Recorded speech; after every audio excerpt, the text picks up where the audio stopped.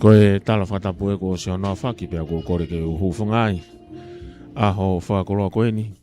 Tau wasia au tau pule lulu eni au fulmani masune tau afe mau ano. Malau lau mari au eiki pia rei mo tonga ko tau pia tau kau whata. E ngai whatongia ko toa i he ngai kātoa ngā. I Nuku'alofa mo e wahe whanua Tongatapu. Whiwhia ke u taitali lei. Taitali whiwhia ki mo tolo no kātoa pia. Ko mau kau mai o tau inasi whakataha. I he ngahi kātoanga. I he whanua. Koe kātoanga lahi o e whiawhini. Koe whatongia eni. Pe whoki ki he ngahi if palasa. Ai ngahi korisi. Kau if palasa ane ngahi korisi. Aina kamata mai ane afi. Hoko mai ai o ak mai ki he ahoni. Aia koe ngahi polokalama koe ni. Na yanga mahe ni na lere mai he ngahi aho tolu. I he ngahi tā kone mari watu. Kaka hui whoke ngahi kātoanga i he whanua. Ko pau ki he holoki be ki he aho e ua. Ko hui koe ngahi whatongia o ulotonga hoko i he whanua. Pea i he ni pehe. Ko whiawhia ke taitale lei ki mo tolo no kātoa mei he ope. Mei mamani mo wakai mai. Ki he polokalama maho inga o i whiawhini. Ko Tonga Secondary School Brass Bands Music Festival for Peace 2026. Aia koe polokalama anga maheni eni. Ai whakaari. Pe whoki ki ngahi tare niti. O e mala e ifi palasa. Pe koe Music Festival koe ni. Koe whiohi anga whiawhia i he merino. Whiohi anga whiawhia i he merino. E au tau kau whataha me kumo tolo no kātoa i he ahoni. E mau kau whataha tu i he lotongani. Me mau kau ngā we, mau taitari lelei. Me tau radio Wolfit poni ma FM. Pe ki he tau live stream i he Facebook. Broadcom FM 87.5 Broadcasting. Kau whataha tuai pe mo e tau YouTube. Mau ngau e whataha tuai mo risia te tanatohi. Pe ki Pita taka fua, heni mo Tupou rea, pe foki kia whiria paia. Ko au whirisonu, whina anofo, mau laka mai, ke kei hoko atu, ahono tufa atu e ngahi polokalama, me ngahi kātoanga ku tau kau whatahai, e he funga o e whanua. Pea ikai ngatai, ko e whiawhini, ko e whiawhi whakoloa eni, na kamata mai e polokalama ene whiawhi, e he whātolu noa, aia ko e ouau laka ia. Laka mai e tau kau iwi hono kātoa, ku lawe iwi ke he polokalama. Ko e kau iwi e toko taha ono. Ngahi korisi eni, me ngahi ako anga e taha ono. Aia ku kau mai ki ai a wawau. Kau mai ai kau iwi mei wawau. Na be foki ki eua. Kau mai me ako maalunga eua ki he polokalamani. Aia ku koe ngahi o wau ko e whiawhini. Whakatau mua pe ki he whakawhiawhia. Pea mo e maalari e ngahi whatongia kehe. O inasiai ai ngahi koloa hi ahoni. Pea inasiai whak mo ki tau tolu hono kātoa pe. I he ngahi whiawhia ko hoko. Pea tō tonu i o tau ki pure anga. Mo e whanua i he ahoni. Ai aku tau kau whatahai, mama ngahi mātua tau whanau, mo wakai mai ki ai he tau live streaming. I he whare mamata anga si poti, i he ako maalunga o Tonga. Mau heni mamo e kau ngau e me potunga e polisi Tonga. Nau tolu nau kau he komiti, o nau whalere ai wike musika, pia kau ai pia moe honi. Nau toa ngai e merino, kau whataha pia mohono whanofo e kakai ko nau ngai nofu anga. Whawhiawhia lahi au pito ai ngai whiohi pehe o ku toka ai merino. Ko e whiohi anga whoke e whiawhini o ku whakoloa ia ko e whakaari me whiohi anga i musika i he ifi palasa me ngā hi korisi whakatau mua ki he merino. Pea iene pe whakawhiawhia asimai ka o Officer Merino whakatoka ai ngā hi whatongia no katoa pea tau lawe mono ia. Teke talanoa mai ai kawe i ngā ia ko si talanoa mai pe ai ulunga ngā me whatongia ai ka Officer Merino koe whiohi anga whiawhia i he Merino. Whakawhia ki mo tolu kotoa pe i Tongatapu ni. O teke whetu ke mo ewa ki ai e ngāhi katoa ngā.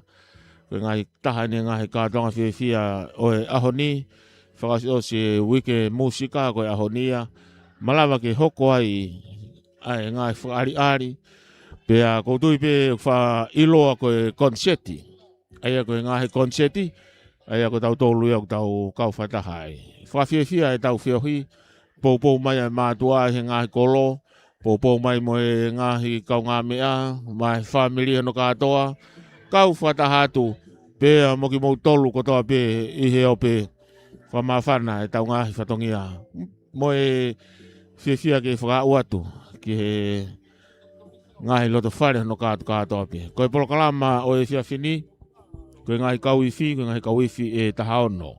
Whika ulua ki koe korisi piula, whika ua koe korisi apfo ou, hoko ki ai ako maalunga e ua, hoko mai ki whika whaa koe Lawenga Marie College, Maunga Olive College, pehe whoki Takoilau College.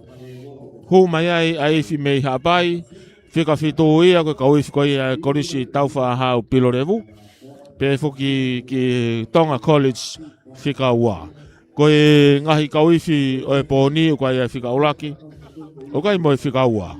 Pea kaua atere, koe korisi Tonga i he nautimi e ua. Hoko mai whika walu i he Tonga College whika ua, ka hiri aku hoko mā Tupou High School, pehe ki he whika hongo fulu o gai ai Kunsalote College No. 2. Whika tahataha Tailulu College, whika taha ua ko iako maalunga ia Tonga High School. Whika taha tolu ka uifi whatahataha ia mei wawau. Kau uifi whatahataha ia mei wawau, tau kau whataha whatongia mo ngai whiawhia i kātonga i vai whanua Tongatapu. Whika taha wha, Kunsalote College whika uluaki.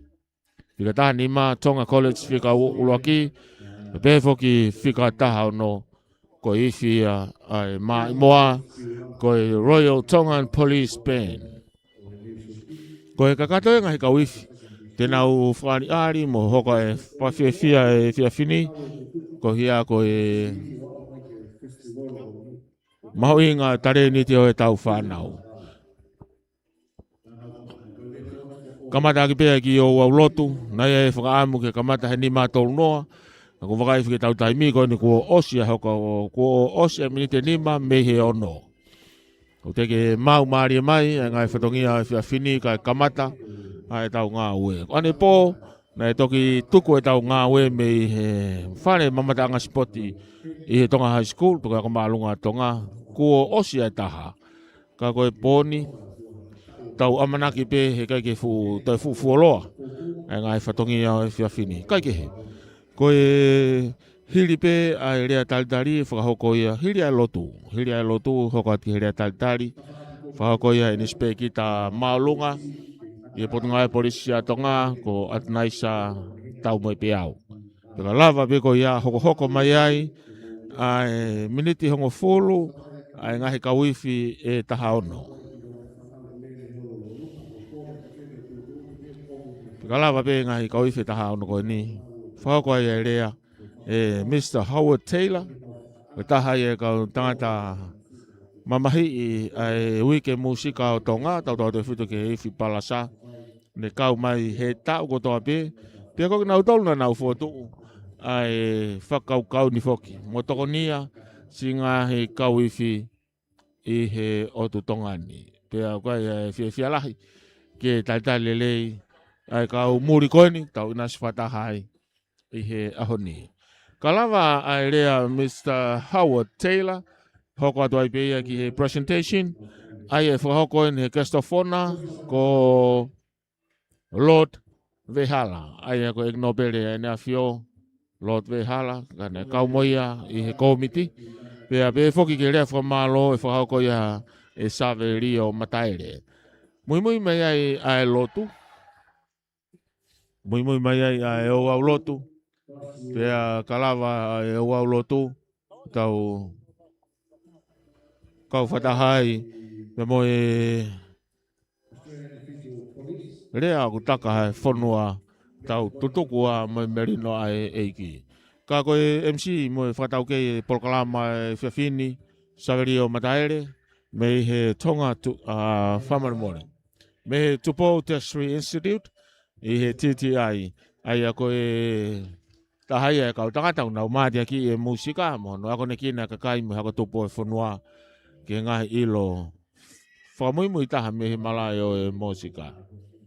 Koe e whiawhini. Koe polokalama. Koe tau whawhiawhia I he ngahi iwi palasa mo e peke ngahi korisi hono katoa. Ko lawe ki ai. Ia ngai mo miniti pe miheni mahalo pe e toki kamata kon ko osia miniti valu me he ono e fiafi ko tawanga pe ke tau inasi he ngai kolo lelei ngai kolo au tau kau fataha I he fiafi ni ia kai koia pe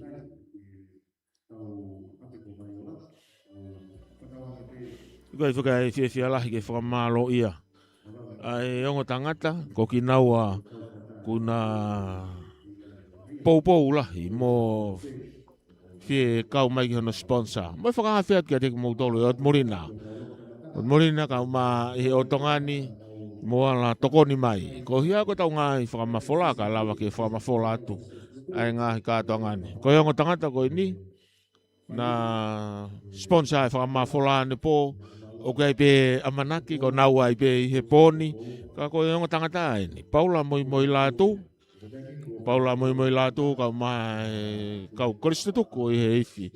Ai korispiula na fia mo iloa ilangi Heilala pe ke ki kainga tonga me headland I he tawhak whakahihifo ia o Australia. Pea I time tatau Yonga tangata ini kunanga whakapaanga. Tokoni mai ke whakapaanga. Mo tokonia si ki kaudaha whamawholarea me he Broadcom FM 87.5 Broadcasting. Ia beha ngahi ofa mo ngai tokoni, whainga maari e beha whika telefoni ko ini, fit taha wha walu ano, behe ki he fit u tol taha no wha. Fit tol taha no wha. Ia la tokoni mai, ko hea ko tau ngahi whakamawhola. Kai ke he, I he time tatau be te mau whenga ha maure rei taha, ko I huia ko ki nau tolu, I he ope, mo ki nau tolu ka ki nau malawa, kau whatahe ngahi kātoa ngā, I ho tau ki whonuani, whatawange pe, te tau inas, I he ngahi whamawhola ko mau tuku atu, I he ngalu ea, he tau re tio, tatau pe, whika ulua ki, walu 5.5 e whaema, mo tau re tio whika ua, walu hiwa point taha e whaema. Kau whatahan mo tau inasi ai, I he live stream, I he Broadcom FM 87.5, I tau pesi Facebook, pe foki mo tau YouTube. Ko Paula moi la tu, o ku kai puri peunga ia kia taha, o ku tau kau whatahai, I he ngai au. Ene tokonia, ki retio, si mo mai, mo tau ngahi whakamafola. Pe foki, ka teka mo tolo ko tau peu mo wakai mai, I he whiawhin. Mo whatawangi pe, te mo mao ngai ahalilei, I ngai wike kātoa ngā, mo tau whito ka teka mo tolo, mo hake, mo hifo mai, me he otumurina. Pe foki, ki he o tongani, I ono whakakakai e ngai kātoa ngā I he whonua. Pe ai, I he ne pe he, kua ia e whiawhia ke whaho aski mo tolu, he tau whamafola. Ngai mo mene si pe mihe, ni ko hia ko tau ngai kau wifi. Mo tolu koe mo wakai mai he tau live stream, koe nau kunau mau pe ki he tawhaki ki olunga whakahihifo, o e whare mamata ngā sipoti, tau kau whatahai, pe mo e tau whanau he ngā hikorisi. Ngai kau wifi ni hongo fulu maono, malawa ke nau kau mau tau inasi ai, I he aho pe mohono koloa.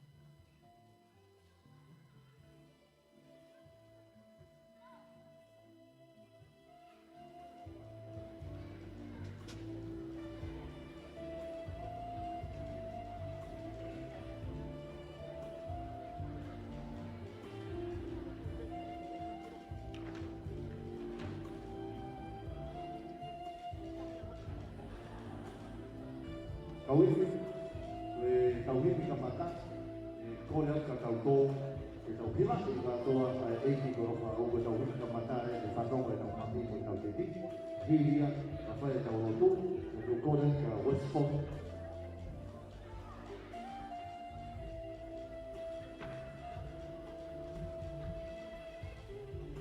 Nā koe whae te piora e tau himi ka mata e whae tau roto.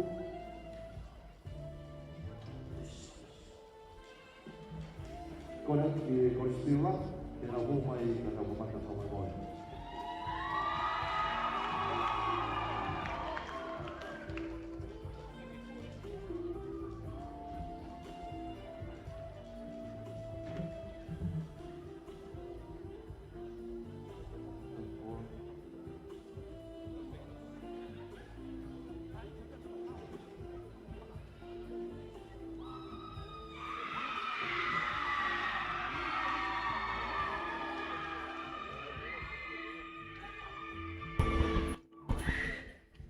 I he lola tongani, kawifi ni me he kurispiula na ulaka mai ko hia ko kamataanga ngā ue ahoni.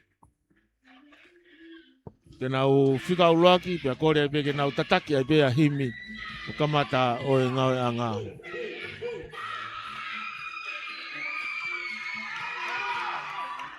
Tāpaka soria tue, tau mai a Pua, I the Festival of Music for Kids, and the secondary school, South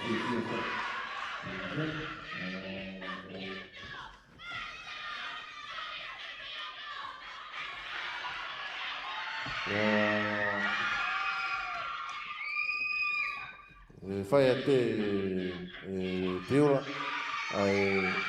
himi ka mata, ka me ke whai a ke tau lotu. Te o whawhi e rewa e whewhekau, se whes lotui, me tahene kau tangata.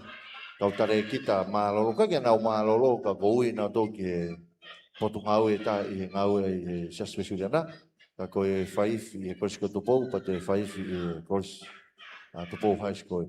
Koe a kou kore atu, whamore more pe, ka tau kamata, ka kou kore atu i mātanga, e mou kātaki pe mua o whakalongolongo, kātaki pe mua whakalongolongo, ka whai atu he kauwhi e tau himi kamata, whakahiria pe te o kore rewa ki whaiwhikau se whes lutui, e ne whai e tau lotu.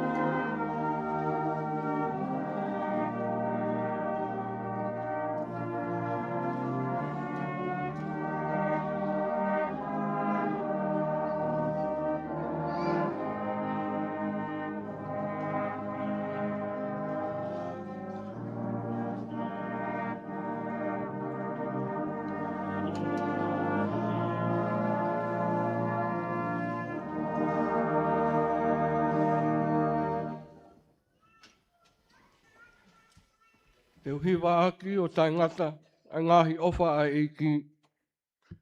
Ko ngutuni e whakailo ke tau tangata, mo tau tangata, e ne whai mo ni. I will sing of the Lord's great love forever. With my mouth, I will make your faithfulness known through all generations. Sa me warunga fulmahiwa ves uruaki. Ke tau roto. God of glory and honor, we thank you for your blessing upon this festival of music for peace. As we gather to celebrate the talent of our young musicians through the choice of brass music, may all that we do bring glory to your name. We thank you for the friendship and dedication through these years of Howard Taylor, Samuela Wasi, Marika Manu. Adonai sa tamoy peawen Tonga Police, New Zealand Defence Force, Ministry of Education, Secondary School Principal Association, and everyone who has contributed to this event. Bless all the bands and performance tonight, and may your Holy Spirit guide this program. Unite us in peace, friendship, and fill our hearts with joy. O tua gloria, o tua lang lang, o kuki ki mau tolu he same, ke mau hiwa ak, a lang lang e awhion. Pe ko mau ngutu, ko he whatongia pe ke iwi ngahi mea iwi, ke tala e whai totono ai awhion. Whawhita iat ko whakahoko e mau amanaki me a niafi, pe mo e ahon. Si kakao mai ngahi kau iwi, me hafru hao. Foi one one, funga fonua, pe mo Tongatapu. E tāpua ki mai, Hawa Taylor, a maa Samuela Wasi. Marika Manu, ki nau tolu ko wholau mai, mi New Zealand, mo Australia.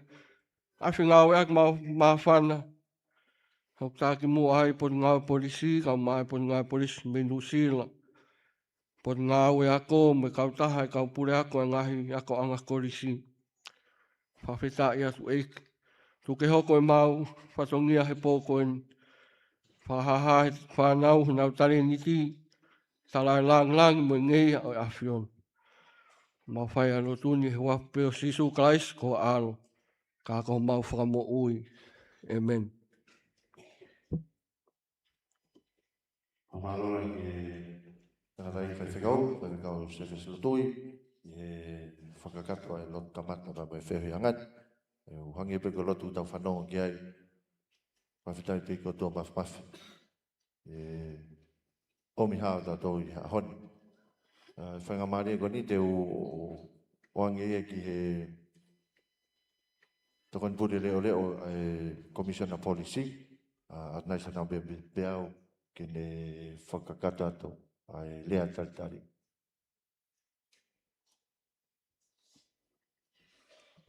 Malo pita o save. Whatap ke a whio o tō mawhio tau lolo tonga. Whatap ke a Tupou ono, pe mo whare o hao moeof. Whatap ke ikpare mia tonga, pe mo ho ike whanua. Pe a kore ma ke hufanga atu ngā whatapua ko sia o whakia e whare ni. Whatap ke te mo tolu ko tape, tai whanau, pe he whukia ki mo tolu, kau whai ako, whanau ako, pa mo tau tupu e whanua tau hene fia whini. Koe moto ani ko anaista mai pe au, pe koe taha pe ki komiti, e toko tolu, pe toko wha, pe toko nima, o nafu whakalere mai ki i festival o koe ni, tālu me hua awhi taha ua. Haka mena e tau lawe ki ai MC ane pō, koe tālu ni kamata ki i festival o koe ni, pe me hua awhi taha ua, o au maini ke tauni, pe a ku ane pō ku whamoani e he sea, pe mo e toinga kakai na nau i hene ne pō, ai whakalakalaka, o e iwi palasa e whanua koe ni, o tau te whito ki he tau whanau ane pō. Pea koe tunga maalunga tahaini, ko au ki ai festivalo, ai whanau ako he tau kātoa koe ni. A koe tau mua pe whoki o ki festivalo koe ni, o hange pe koe kuhātui mua koe ni, koe kaunga whakataha pe na e si lawe kea mātoa polisi, ke toho aki a merino pe mo fe fani he fa na wako pe ko musika te le lava whaka mo ui a lau maari e koe he whanau ako. Ai he whakaasinga e whiawhini, o ka pau e ke ea taimi, e kai ke tau toi whenga ke fuloloa hanga ne pō. Ko e tu e taimini tu ka tau whenga ke tau Oscar tau pe he hongo fulu he pōni, o te tō mui he hongo fulu he whiawhini.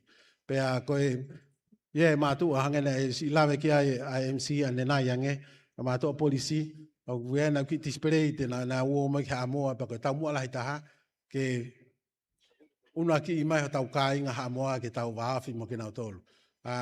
Koe ko whaasio e Facebook ka mo hea fu mea koe ia, ai mawhana ai tau kāinga Hamoa, i he tunga mātua koe ni, i nau performance i Hamoa. O pehe ki rea taritari pia ke te mo tolu hon katoa, o whike mo mau ha fiafi, whawhiwhia ke te tolu, koe kia ha serious music he whiawhini, koe whiawhini, koe ngai entertainment a tāpē whanau, koe hiwa, mo ifi, mo laka, mo hea fu e nau mea o teu ke whiawhini. I would like to acknowledge the President Hiva, our colleagues from the New Zealand Police, Hausa and your team. So welcome to this festival. I thought that you had been attended last year, but yeah, this is the first time. I know that our counterpart from the Australian Federal Police will attend as well tonight. And now, Kesefona will be with us tonight at 7 o'clock. Lord Heilala will be with us tonight. And hopefully the number of our High Commission and Embassy will be here with us later tonight. Hope you're going to enjoy the night. And the most important things are our kids here with the themes they're going to perform tonight for us. Malopita, tuafat. Programa e whiawhini, lawa ia e rea whakawhelo aki, nispe ki tau nai sa tau moe pia.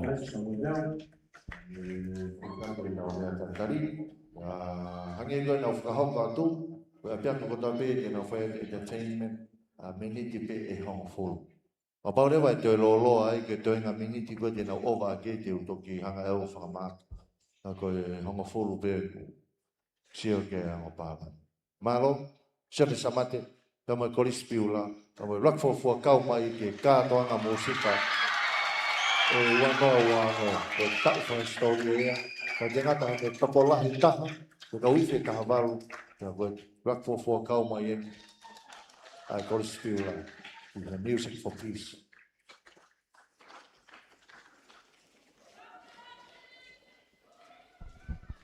Tafi mala e whiawhini, korisi piula. Kamataanga i whiawhianga whiawhini. O kana ke te pas mai. Hange ki au koe pālangi nei koe mua.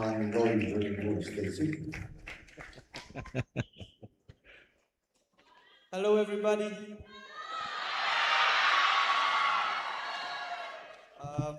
Just before we start off with our entertainment, I just would like to say a few words about our entertainment. Our entertainment is, most of our fasi is gospel. So the reason is the Seventh-day Adventist Church theme for this year says, I will go on God's mission. And this evening, we're not just here to entertain.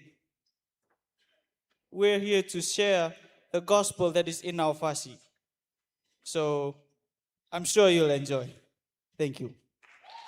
Wow.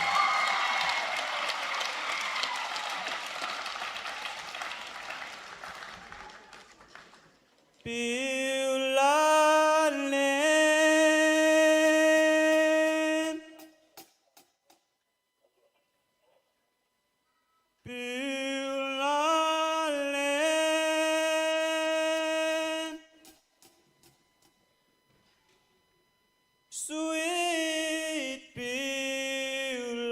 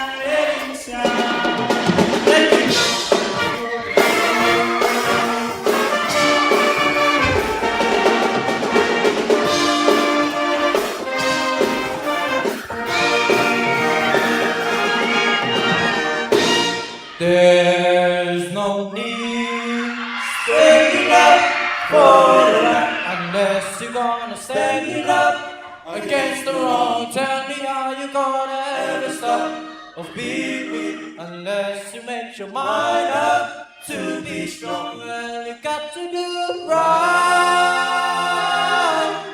'cause it won't be long. It won't be long. Well, you got to do right, 'cause it won't be long. It won't be long. Bow, bow, bow, bow, bow, bow, bow, bow, bow. So let me tell you that it's easy to hate your enemy, and it's just easy to love a friend. Tell me how you gonna love like the Bible tells you. Got to let the love of God come in. Well, you got to do right, 'cause it won't be long. It won't be long. Well, you got to do right, 'cause it won't be long. It won't be love him better? Don't you wanna love him more? Can't you really say there's nothing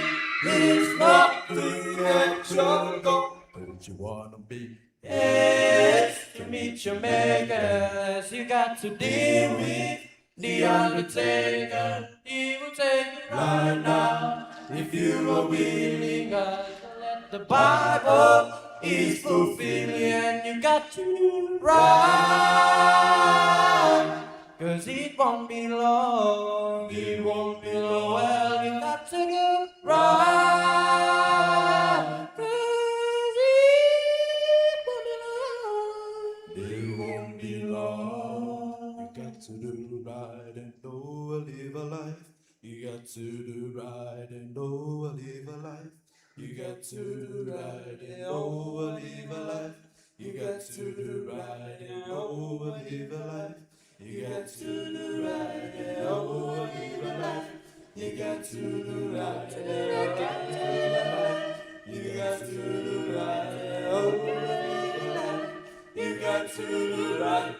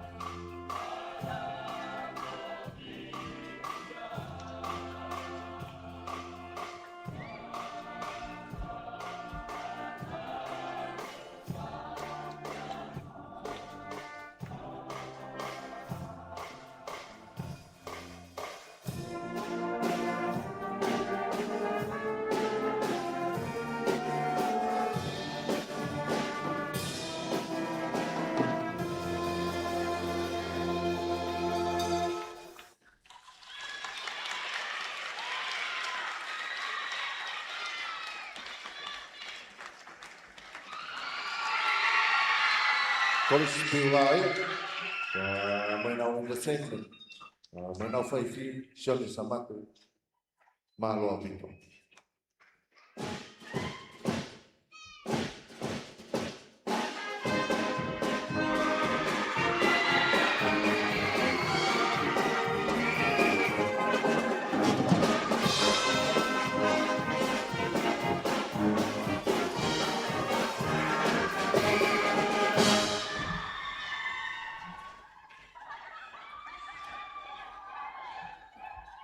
Mari Piulai. Bukan tak kita pas kasih mai, Faifi College Piulai, maina o entertainment ini poni. Malo e lau mari, no pere ni afio, no pere ni har, ta koe whaafi whanaklangi o i katoanga Music Festival, o e ngahi atoanga, wanoa uaono, hono kawenga o Music for Peace. Whakakoloa pito e whewhiri, o hiko mea mai ki whakalangi, ai katoanga koe whai whakata, whai whakata e tau e whewhia, o hiko lau mari ni lei, ki mea mai o whakalangi, ka mo mea i he tale ni te tau whanau. Whawhiawhia whoki, e mea me hala ke whaiwhe kore spiula, ko e tae e ni whanau, e me he tau maru whanua e ni a whio. Ka ko hoko e koe whaiwhe kore spiula. Te tahoko i pehe ke kolesa fōu, o e whakaamu pe, ke oa toi loa o e hifo e o olu mai i stesi.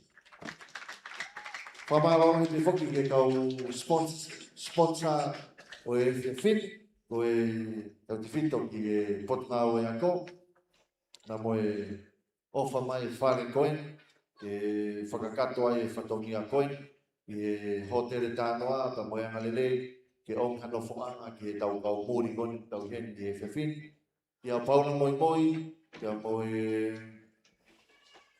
kolis tutuku a kolis piula, ka ki a Australia, angalele, ke tuangi atu i e ata, ka mo e ea, e ki a iloa e lang Heilala, e Western Australia, malo o pito, homo ofa mai ki Tonga, ke tuangi atu, ai ata ka mo e o mo, ke mamata mai amamani ki ai.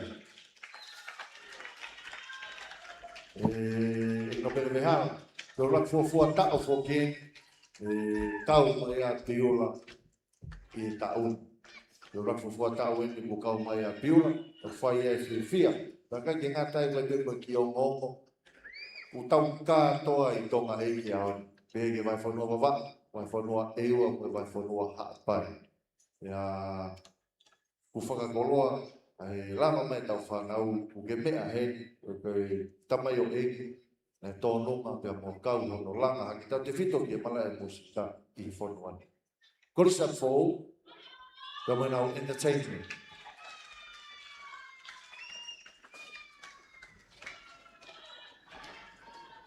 Kata ki mea lola, pe mo pure whanene, i whakata me mo soata loa. Ma soata la entertainer fōu.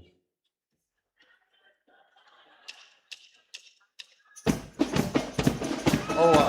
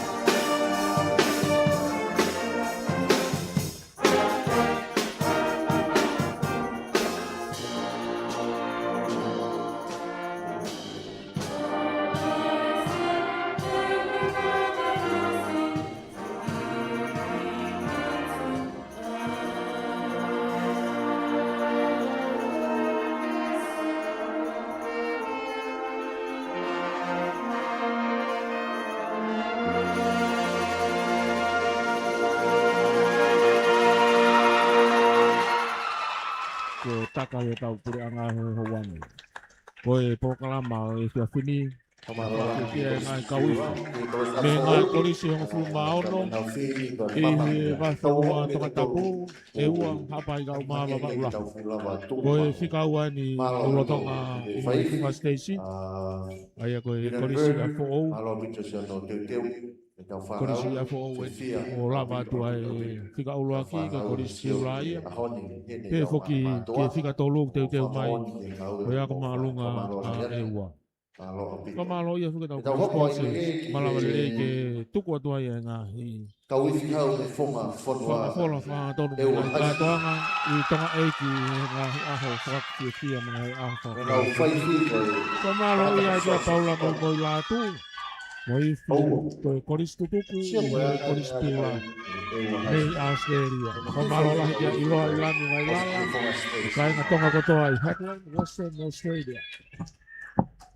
Whamalo ke kau whafofonga i wharearea to ngā mo ngahi kosirio o ngahi wāhenga whiri. Whamalo ke Tongatapu uaki, mana pote rita i whitawhi puloka, me kosirio o Tongatapu uaki. Whamalo lai whoki ke potu ngā ue ia, o ngā ue whalote whoki. Whamalo ke o Semi City, me kosirio whiri o wāhenga Tongatapu uaki. Whafofonga wharearea ki Tongatapu ono, Pane fitua fe fotu mai kosirio o e Tongatapu ono. Whakawhonga wharearea ki Tongatapu fit. Aula piden piukala mai kosirio wahenga whiri. Tongatapu fitu. Whakawhonga wharearea ki Tongatapu wale. Rea msis wha mai kosirio wahenga whiri. Whakawhonga wharearea Tongatapu hiwa. 17 tau mo ua mai kosirio mai wahenga whiri. Whakawhonga wharearea Tongatapu hongo whiri. Ka perieri lan mata. Kosirio whiri o e wahenga Tongatapu hongo whiri.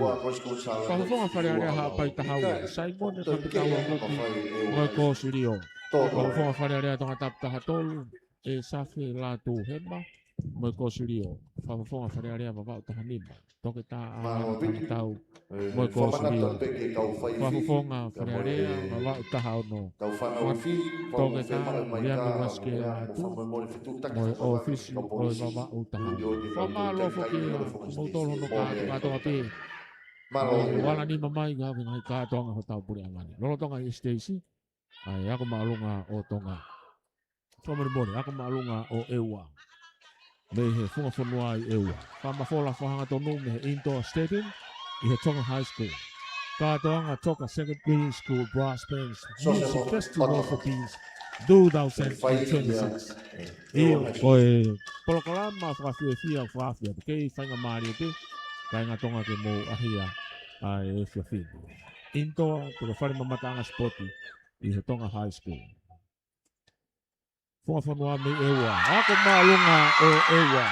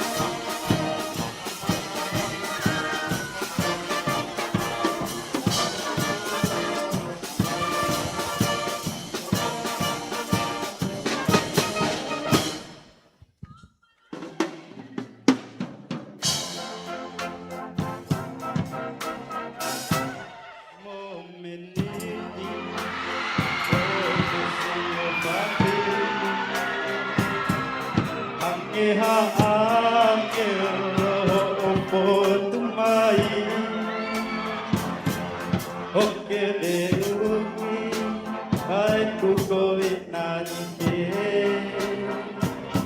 mari mari mai kate vale ai telling you will always be mine loving you girl feels so right promise you will always be the one honey you I love you till I die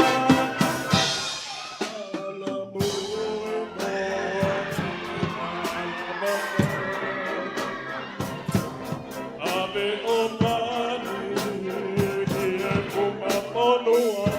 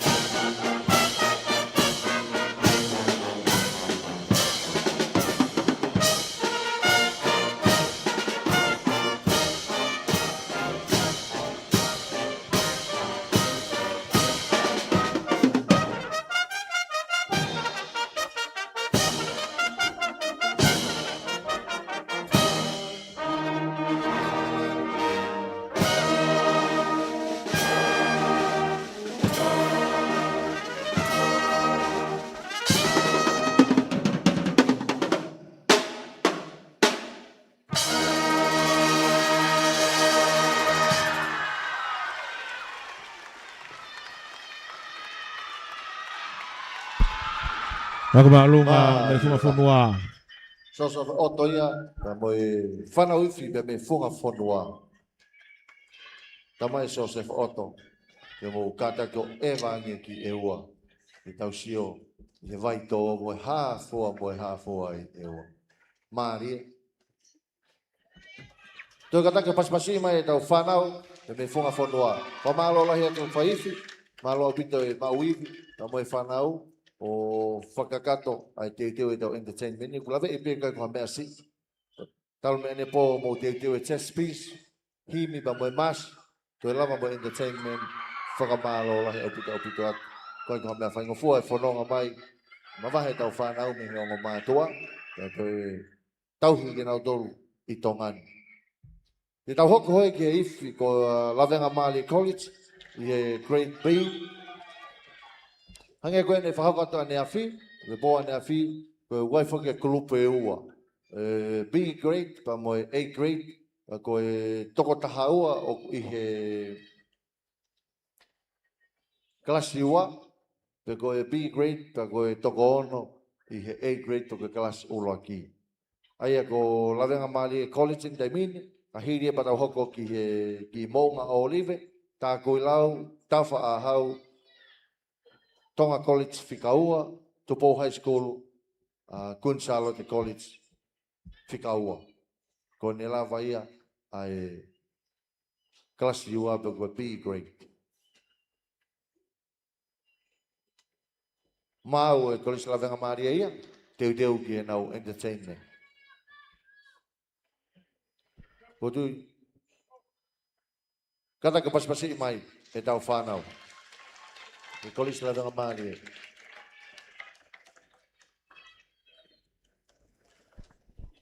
ko hi mo mo tol ko ia tau re tio wal fit poni ma fa ema fa ia fe fia la ke tau kau fata e he wa mo inga o e fia fini hage ko nai fa ngā tu he fatau ke yo e fia fini ko e kau i fieni ai ko ri slave nga mari e ko fika fa ia fa malo e ke paula moi la tu ki Australia pe ki ilo ai langi Heilala sponsor e tau ngā ue fa mafola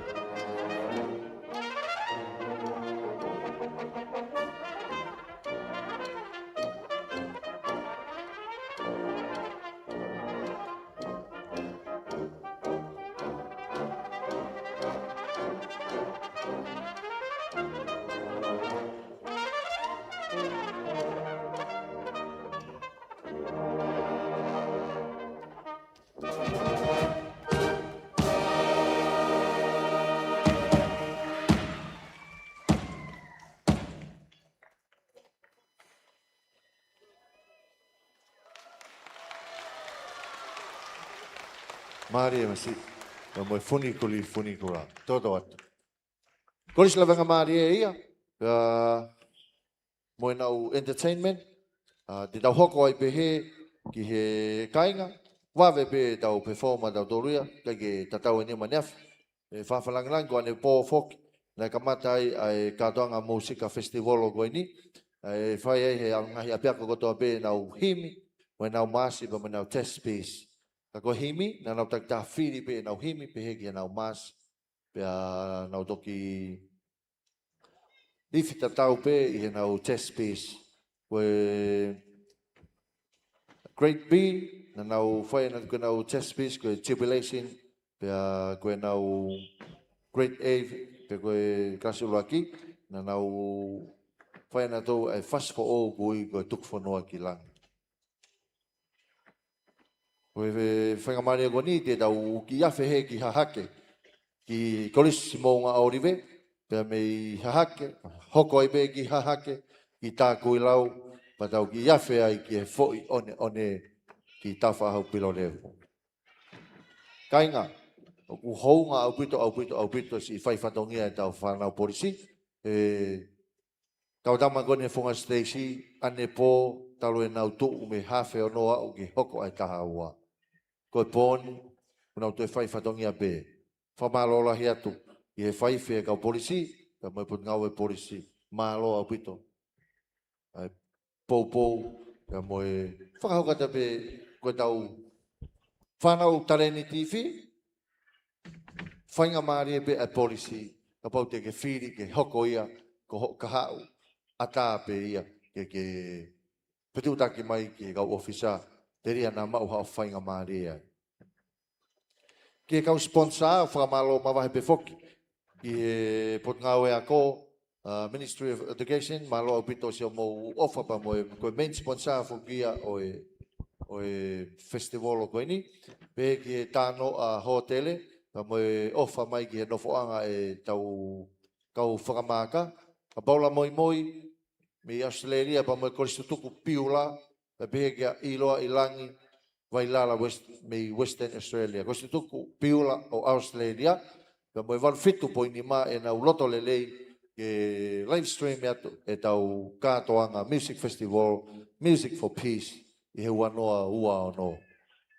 Whamalofo ki e tatalain, i he o mea printa, ke print ai ngai certificate o e katoanga o tauni, i he whoki ke Australian Federal Police, ka mo e pawena mo whatonga, nau tolu i whanau osi ai laka, na e ki whakamamalohi. Koe oma ia, pe me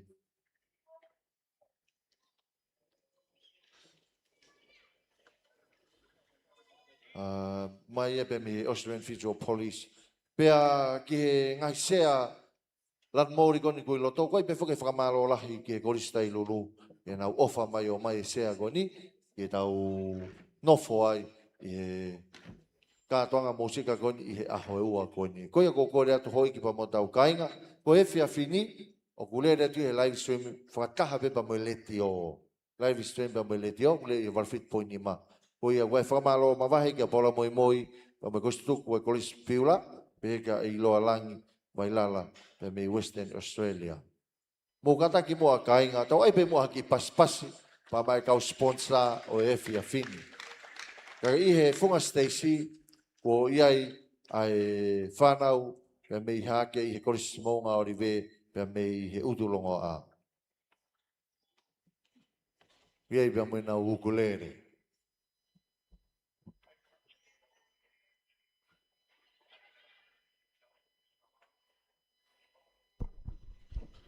Ko hi veo mo tol ko ia he tau reti o walfit poini ma whaema koe whiwhia ke tai lei ki mo tolu.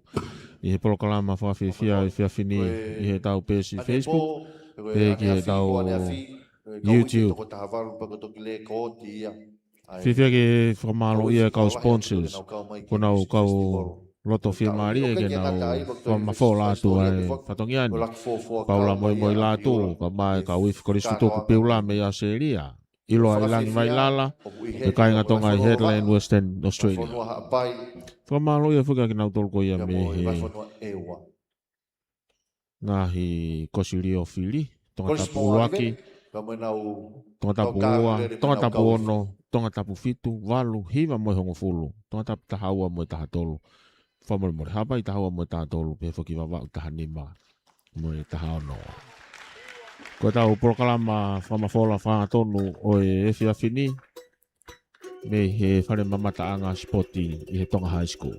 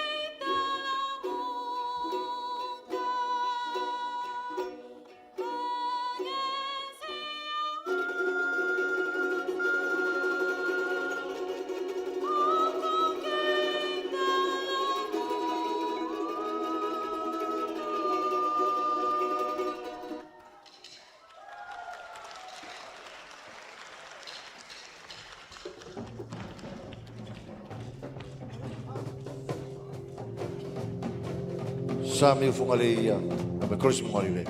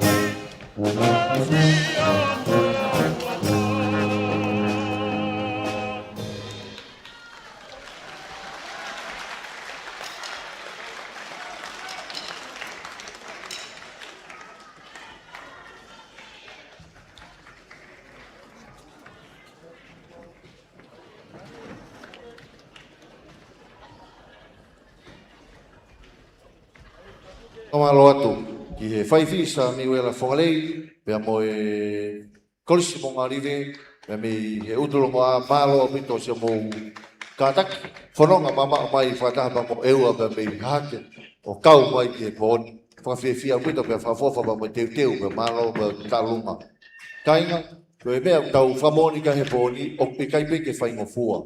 Tau whanonga ngai whasi ane pō, au mai ni ke ahon, ko ngā ue lahi pa mo e kaluse whai lahi au whai e kau wifi, e mo e whana wifi. Ko iau tau whamaro pe, iau tua mafmafi ke i omi e iri pa mo e keresi.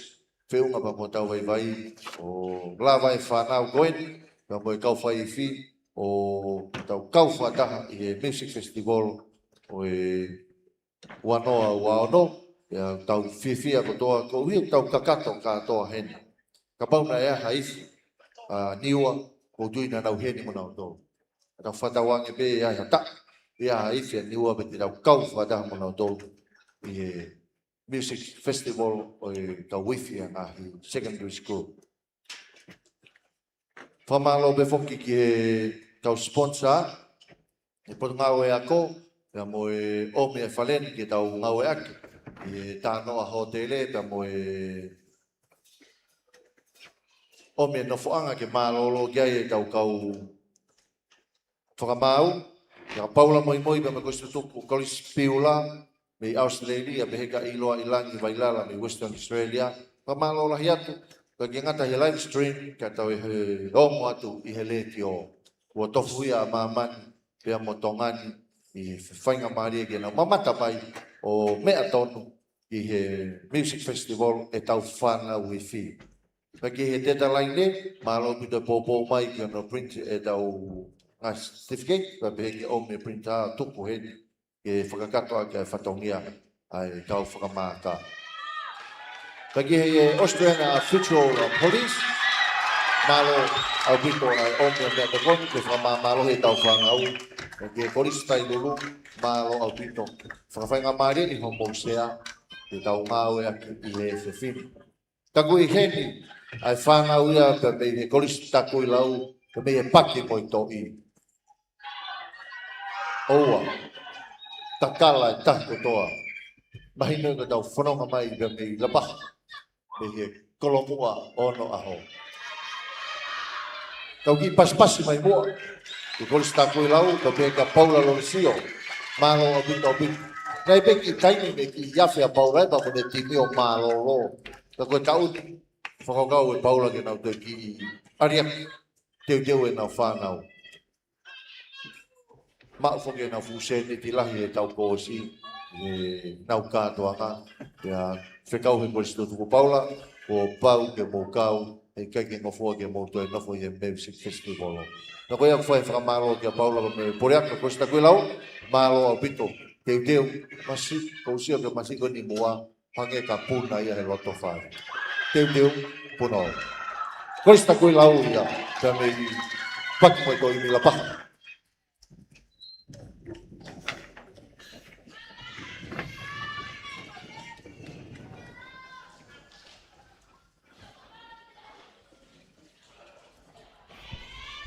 Makai pe ki tau tau koe he tau re tio walfit poni mai whaema. Koe korista koe lau nau he whunga Stacy. Korista koe lau ene. Koe whiohianga o e pōni.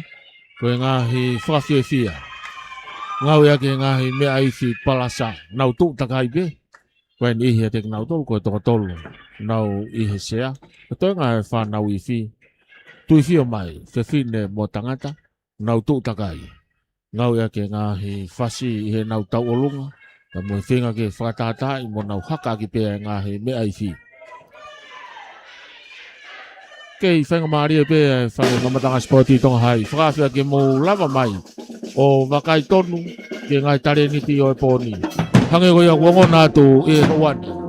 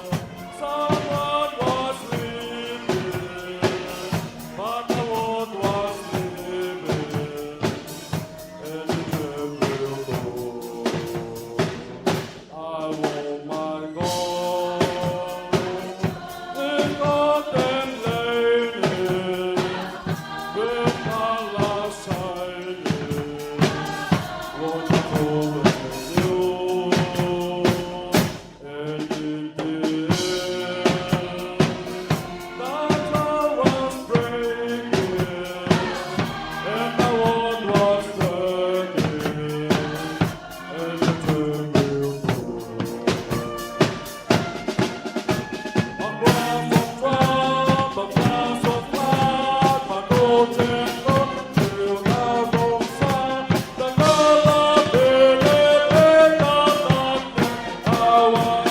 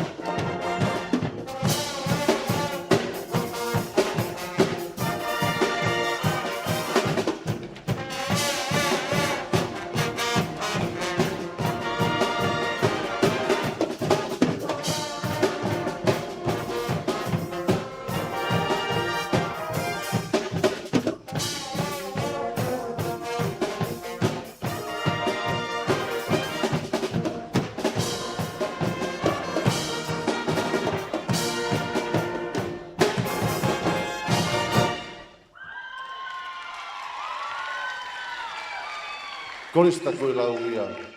Me loto la pa. Paki mo toi. Mana fai fi Paula Loresio. Malo. Nau ki ova si i pe menite hongo fulu ka whakato i pe ko hi ko mama o whanonga mai. Whamalo lahi atu. I Paula Loresio pa peke whanau i fi whakamalo ki he pure ako. Mai tokon pure pa mai apiko ta koe lau. Malo o pitu. Ka mo loto lelei. Tuange mai tau whanau. Tau kau ngā kau. I he festival. Tau ko en. Whakamalo lahi atu. Koutui ane po.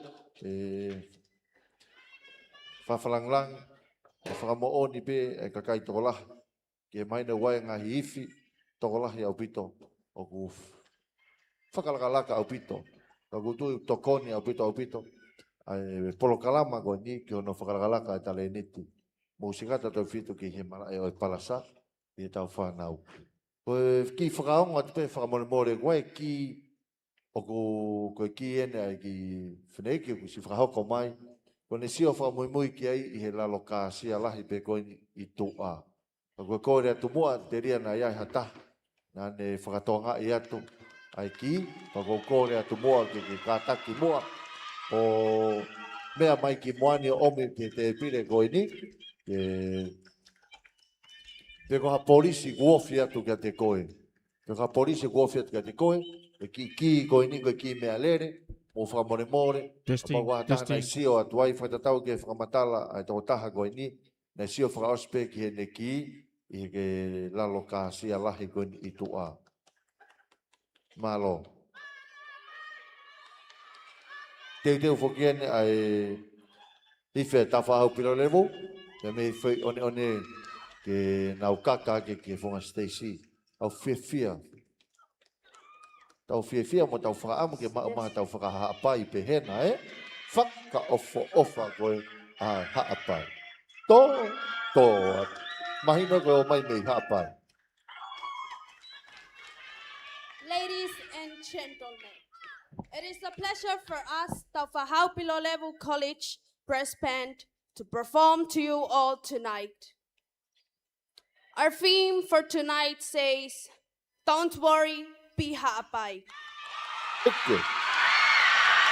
Welcome be to happy. Hapai, the friendly island of the Pacific, where life is a little slower, smiles a little bigger, and nobody seems to be in too much of a hurry. Under the theme, "Don't worry, be happy." We celebrate our island's laid-back lifestyle, warm hospitality, beautiful beaches, and rich culture through music, dance, and laughter. We invite you to leave your worries behind and experience the relaxed spirit of Hapai. Because around here, if it can wait until tomorrow, it probably will. If you're looking for stress, go to Vava'u and Ewa. So sit back, relax, and remember, don't worry, be happy. Mario. If you're looking for a whakahapai, go to Tauwhahau Level Brass Band. Mario, don't worry, be happy.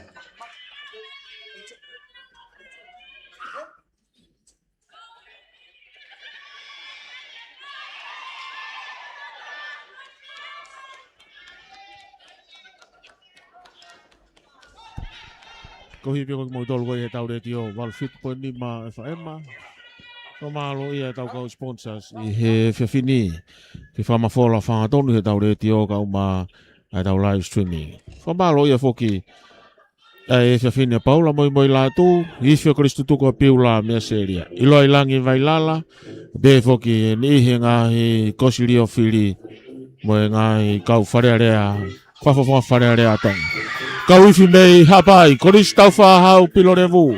O nau I he whunga Stacy, I he hoani. Utol ko yang mo whanongoa i he tau re tio walu whitpoi ni mao. Kei whakawhi atu. Toi e ngahi ka wifi e walu. Toi ngahi ka wifi e walu i he pōni.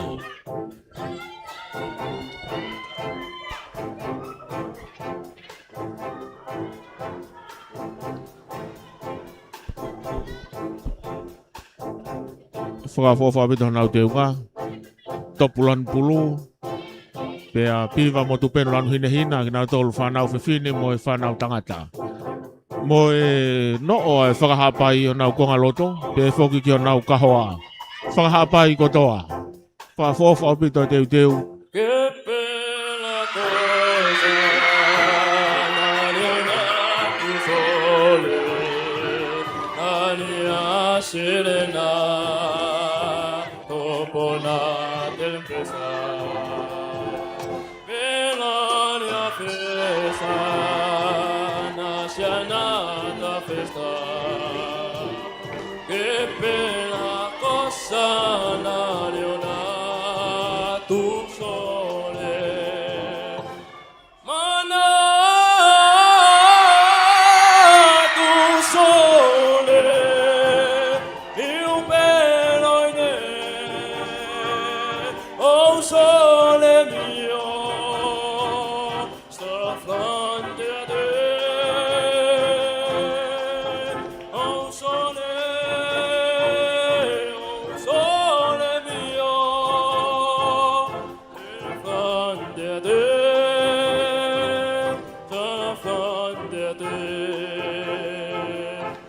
Sarà fronte a te.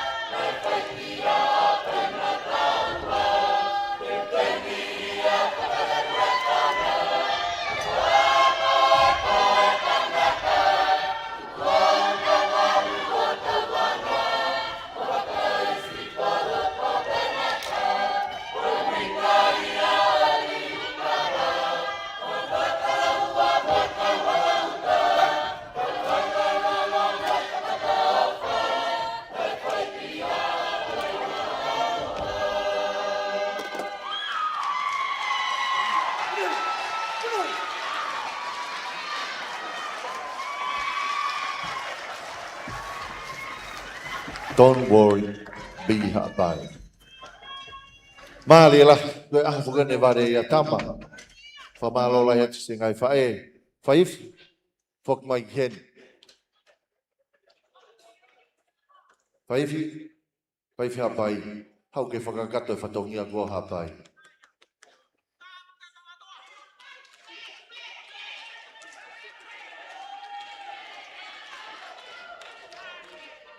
Don't worry, be hapai. Te reo mai ai ifia ai Tonga College. Kata ko pas mai. Koe anga e ia na whono hapai. Mari e la. Mari e la. Koe ne toki a ue mea koe whai whatongia. Whamalola iat. I whae koni me pehe. Ia whai fi wa te son mafreo ka moe kolis tafa au mo piro levu. Whamalo at ke pore ako. Ka moe tiutarahi me kau tukon me kau whaiaka. Tafa au piro levu. Malo apito ho mou. Loto lelei, ke whakawholau mai tau whanau, ke ngata pēna au kau i he ngai whatongia o e Senturiwa e lotu, na tau toi kau ki e Music Festival, o na whakatau mua pē ko Music for Peace. E tau anō ua anō, na whai ai whiwhia. I e ahon, whakamaro atu ke si ngai whae ko tape, nau si mui mai he nau whanau pia me e whoione malo si vale adama.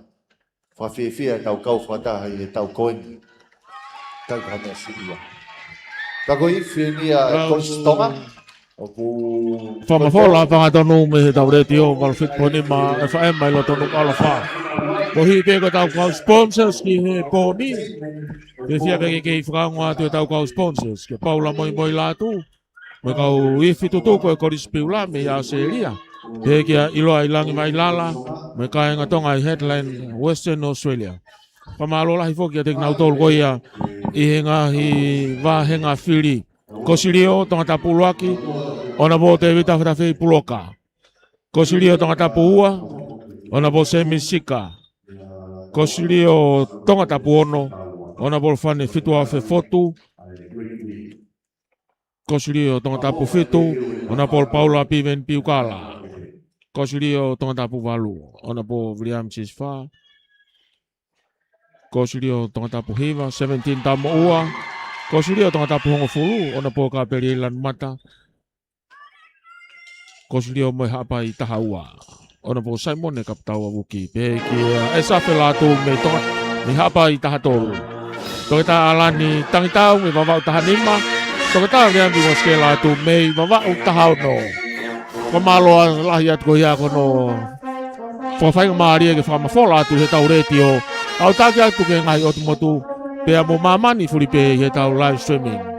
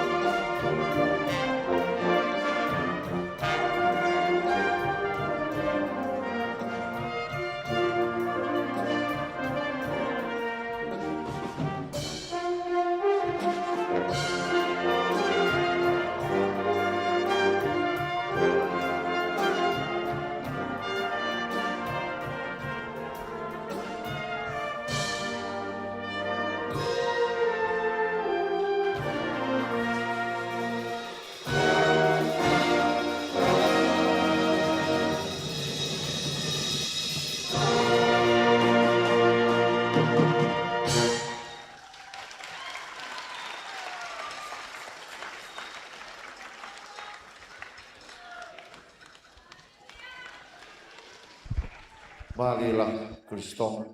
Whamalola hiatu ki whaifika se hapa pe ki whanau. Me Kristonga, ia tere, malo pito ai popo. Ka moe kau whanaha mo kau dolu i a honi. I hano teke ai pe ai misi ki hune omi ai merino. Ka moe fia ma tau dolu. Whamalola hiatu ngau e lahi whakieni. Hei hoi mo tau kai. Leo mo tau sio hange kung ngari whaingofua, tau ni ane po, ai whasi. Himi mas to my chest speech what man entertainment patau whaka kau pa mea koni na whai mafua hano teu I po no ngau ni pa ke ilo I hanta ko kau whai fi pe mo kau fi kalau se whai he tau whanau pa pe ke se ngahi mātua pa mo po ko hi ko kaha o tau whanau o ia whai ka whamalo ke pure ako pa pe ke kau ngau pe me koristonga malo pitu so mo mau taimi ma uiwi Ia no teke ai tale ni te tau whanau e whanasa pa mo musika. Pa malo atione hapa, malo pito Kristonga.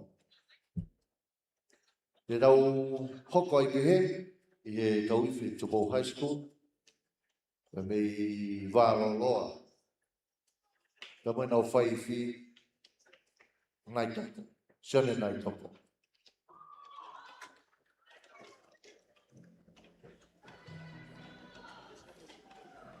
Koe whamana tō tai pē, whamalo lahi, ke nau tolu, nau loto le nei, ke nau tokoni mai, ke lava ai katoa ngoi whewhini, kau sponsor, ke he potunga ue a ko, malo au pitu. Tau ene fiha, pa mo ofa pa mo tōnunga, wo whai gohi koe kaha ue tau whanau pa mo musika. I he hotele tānoa, ka moe omi ai no whaanga, ko hike whakotua ai kau whakamaka, ko tau music festival o Music for Peace, wanoa wano. I he data line, malo pito, ai nangalelei ka mo omi ngai certificate koni, beto amu printer o tuku e ta whaki, ka whakamaka, ka uhike whaingofua, ai ngā ue pa moe, wano whika e ola, o ngā ue tau koni. Pamalo lahi whoki, Ia paula moi pa me koristo tuku, ai koristo piula pe me Australia, pe pehe kia iloa Heilala, pe me Western Australia. Malo au pito, yo mo ofa pa mo wangalelei, inasi, tatau pe ak mau tolu koni mau I e Tonga Indoor Stadium, pe mo ki mau tolu kotoa pe ma mata mai me ngai tapa kotoa pe o ma mani, o whakahoko atu I he ata e live stream koni I he wal fit point ni ma, pe pehe foki ki he reti o ane po fok na display hen I phone pe e po ane afi ko I phone go ia tok fili pe e Howard Taylor to Maurice to ko fe ai kau I phone na nau sai ia taha I pe foki ka kina tol ko tau go si na foki ia ma tai lulu ko ke tau lave pe ko fe ai kolise mono ia ene kau I phone e foki I ai me I phone for all o bito koni. E whatonga Stacey, whak koni kui hene a tau whanau te mei he Tupou High School. Whamalo a peka sione nau toko, malo a bito. Kei mau taimi mo mauivi, ke whaihono teu, ai tau whanau te mei he apiko wā loloa, mi he wāu kua wā pe mei Tupou High School.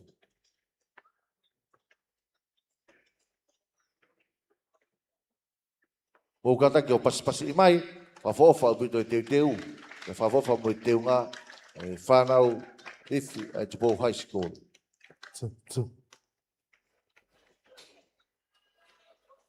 Taimini rotonga whatontone ngai peski tā koe nafa mo. Koe ngata whaifiensione nau toko, pia mo nau takiwa ko kresi. Tui mo loa, puno. Ka moe nau fusiana poris, kau tui pe koe tangata koe ni, mahalo tēnā hiwa pa moe tahine koe. Ka koe ako tutuku pe, Shalom. Toko ni iai bea Tupou Hai.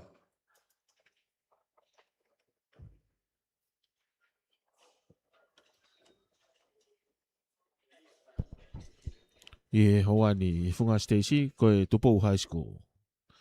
Whaiwhi ko Stanley nai toko. Whamalo foki. Ka mo tau whanau iwi. Ako maalonga ko Tupou. Me ai kainga o e whawhini. Malo pe mua ke mea wholoa hene a whawharangalang ni. Ignobere na fio lo ti Heilala.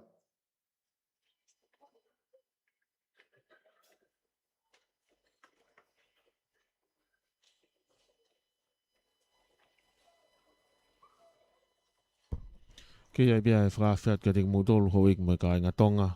Mau taka I loto Nuku'alofa e Hawaii. Ia whetu ke ewa ki ai whainga maari e whare mamatanga spoti I he ako maalunga Tonga. Te ke lama mai pe I he awhi koia I he poate vai ki he tawhaki koia whakatonga o Indoor Stadium.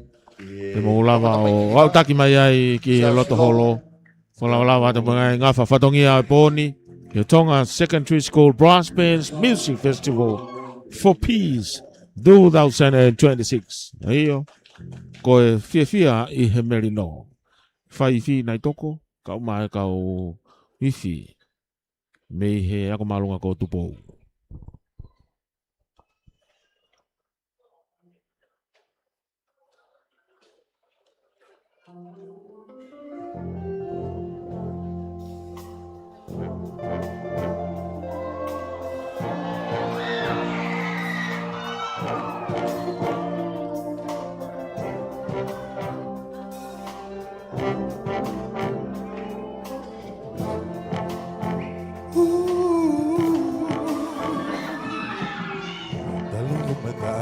I was wondering, big to see if ooh, what it's on your mind. I just wait for you to tell me, baby. Ooh, so I know I'm on your mind. Bel tu make it fun, e kuibu, que one more time. He's the cool of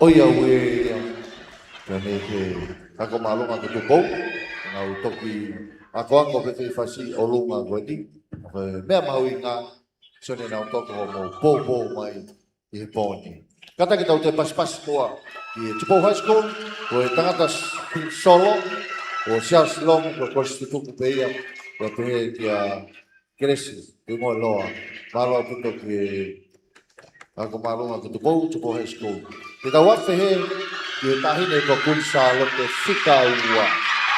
Tahine ko kunsa lo te whika ua.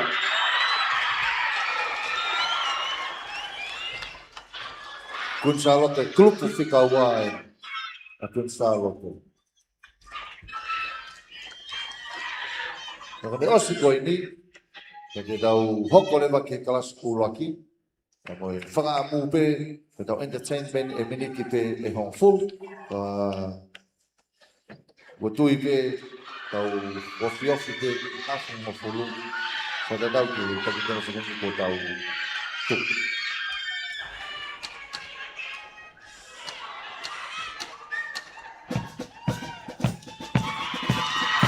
Tahine ke kunsa lo te.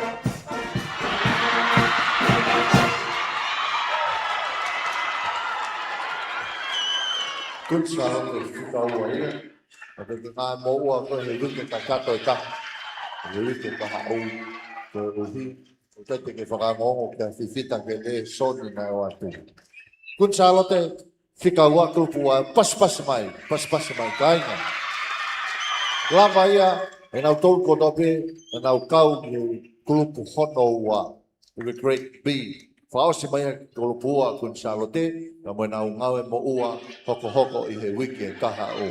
Mari, whamalo lahi atu whita Tupou. Malo a pito whaifi, tōnunga pa mo e mauiwi, kuhi koe tau whanau.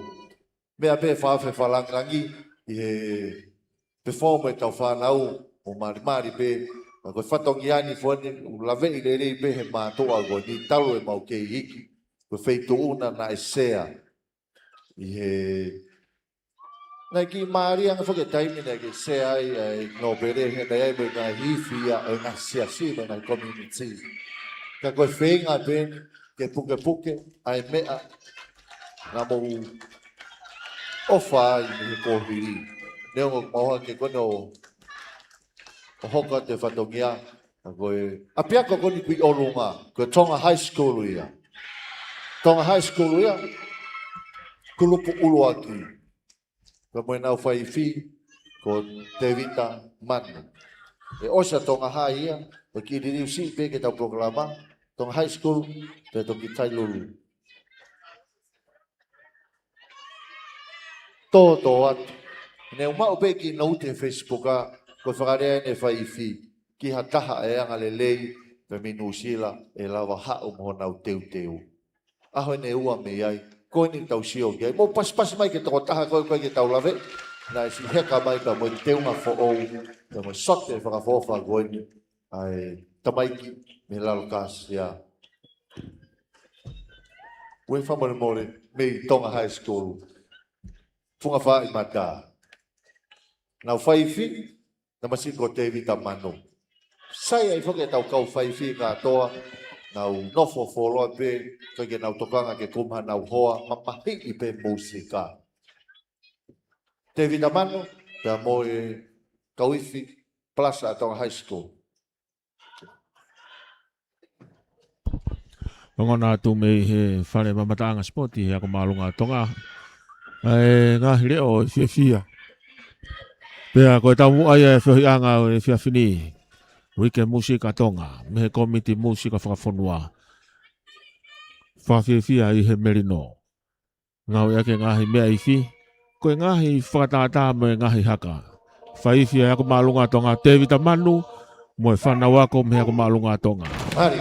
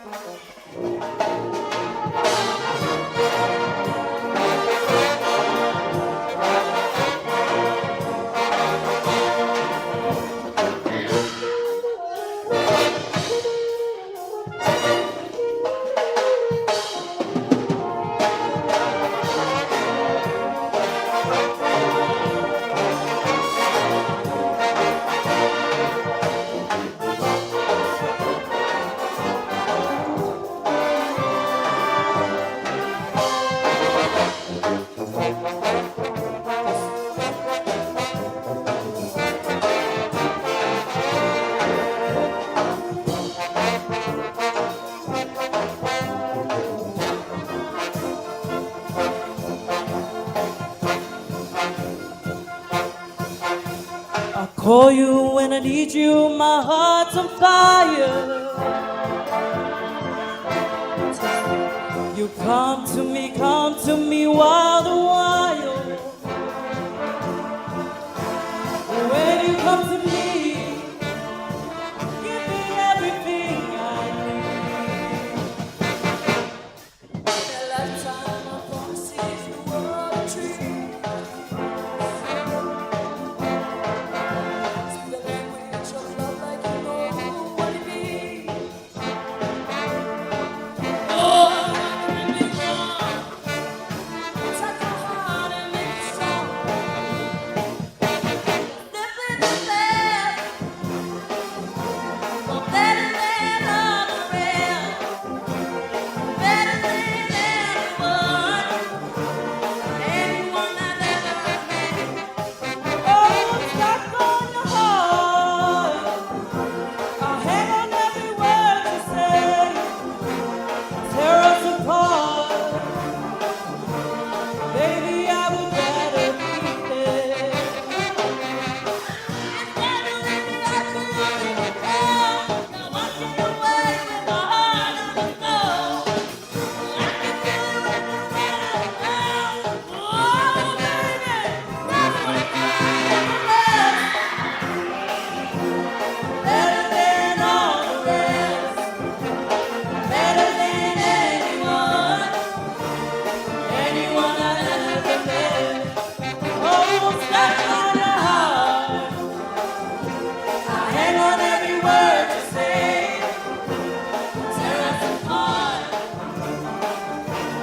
Baby, I would rather be there. You're simply the best.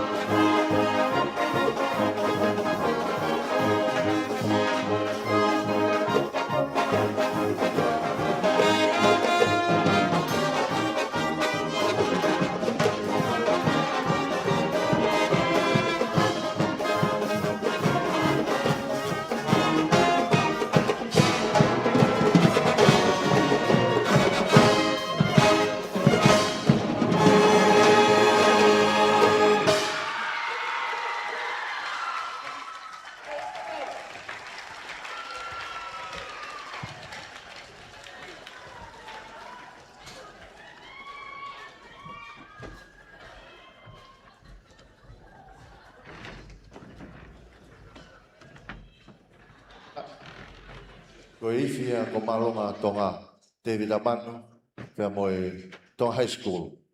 Famalola hiat, famalola ki singai matua, a fofa teu e tau whanau. Me whawheta i pe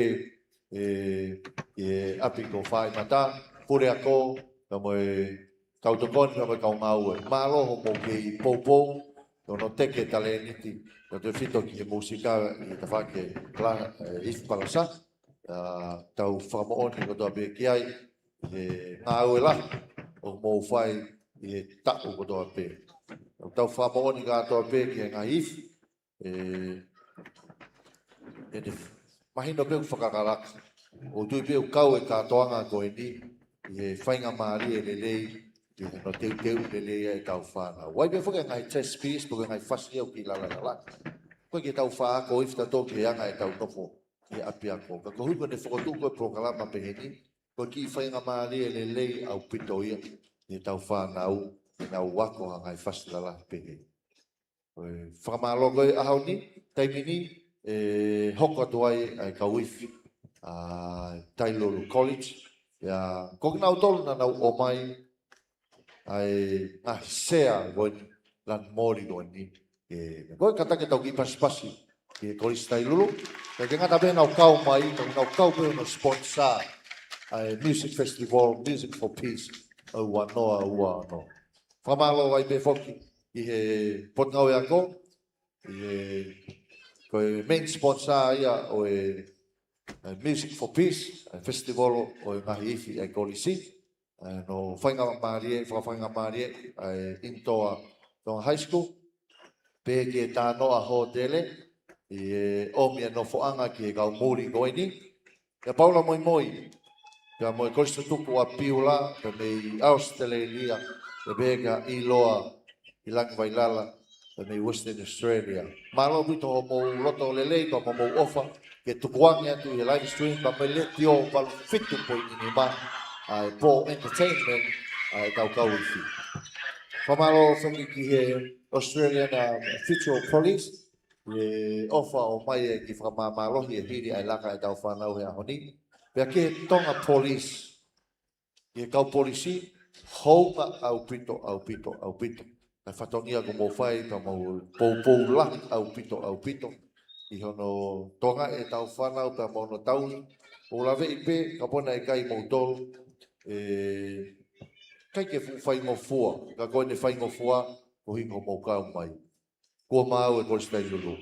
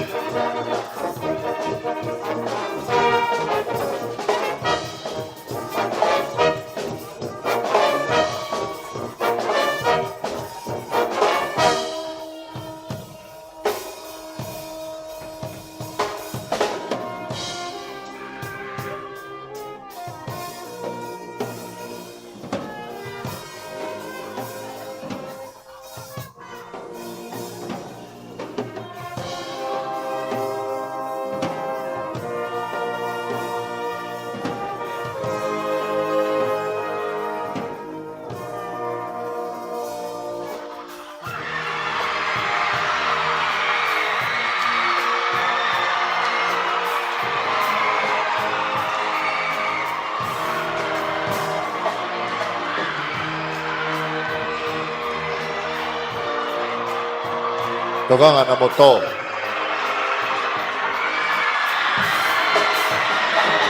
Rose.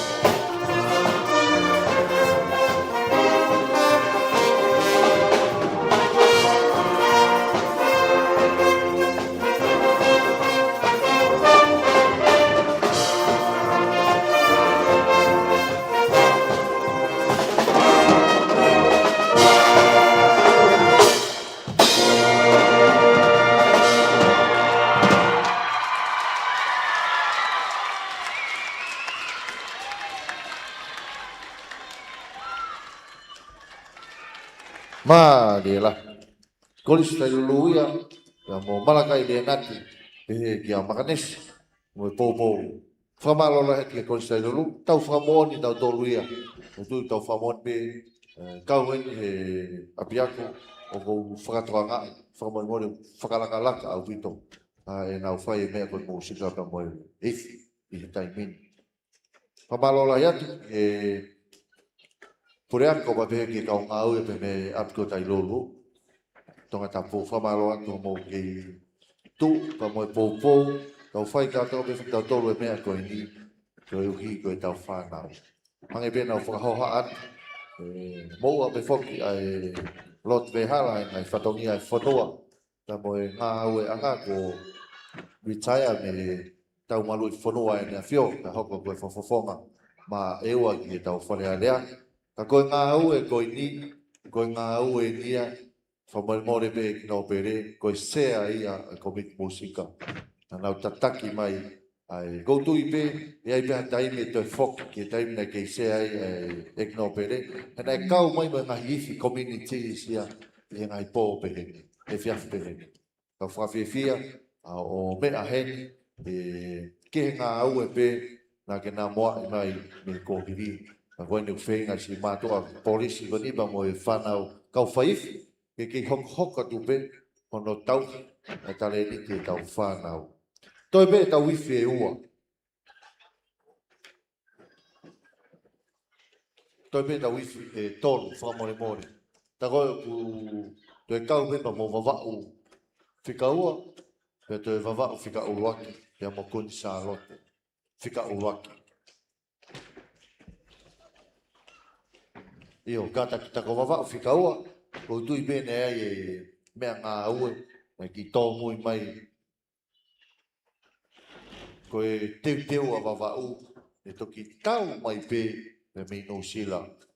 E lere aki mai mei, malai whakapuna, ko kore whakamore, o hunga nei kai ke nau, iwi tai i hanau taimi tō tono. Ka koeni, o maa lo lahi au pito, o a o mai e teu, ai vai whanua wawau, me mei no sila. Kai ngā koutou e whakao, ngā tupe whakamore, ko hiko ki koni nau whakao te nei, te kai peke si mao. Ai whae koni, ka koe kore atu, koe ki koeni, o koe kai ka whoi ki puhata pa wha, klasi mea lere koeni, koe koloa peke tō e ki loto kai toki lomi i pio mo ui. Ko kore atu whakamore hata, e si sio atu ai whakamore mua tokoni mai, hape polisi ko ofet ka koe, ko lava mai peki moani, o toko atu au hao mea ofa, o anga lere. Koe whakahoka atu ai pe, I foni koni mua koni mea koni ku whakautua atu ai, koe moe hoani, koe whakia he ongo muri koni una whakamaka, haua tēla ba mo risi, kau wifi e sai ia ne I foni. Tēnā whai te koe kau wifi tēnei kaha asi e na whanongo, whaki, koe tau kōsi, nei whaki e mātai lulu. O koe ki tau lawe I he taun ko wheha korisi e manu ia. He taun e oan e kai I whoni koe. Koe tamai kenia me he lolo. Tamai kenia me he lolo. Koe me whata maa whana pia me wawawa. Koe whanau whoki koe ni. Koe iwi whakatahataha ia a wawao. Wai whanua wawao. Ko kau ki ai a korisi mai le whihi. Wawao high school. Kau ki ai te mo Keilana. St. Peter's College pa mo tailulu wawao. Nau whakatahataha o whao e ka wifi ko ni. Pea nau lava mai ki tonga eki. E tau whakamooni ka toa ki e kaweinga Music for Peace.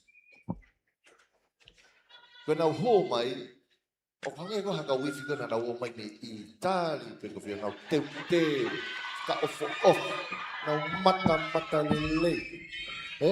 Nga with Europe. Pe foke lolo ko temo no fai na to lambea. Na fai na tere over au pito ya na tete.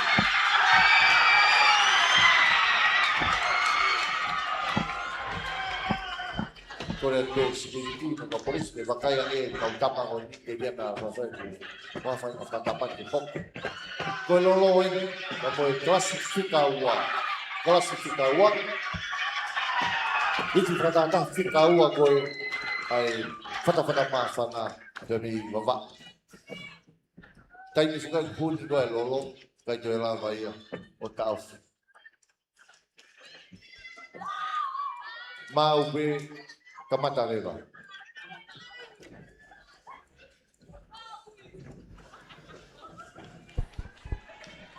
Tāna honi mi tataki atu ai whi, ko ofalanga ou.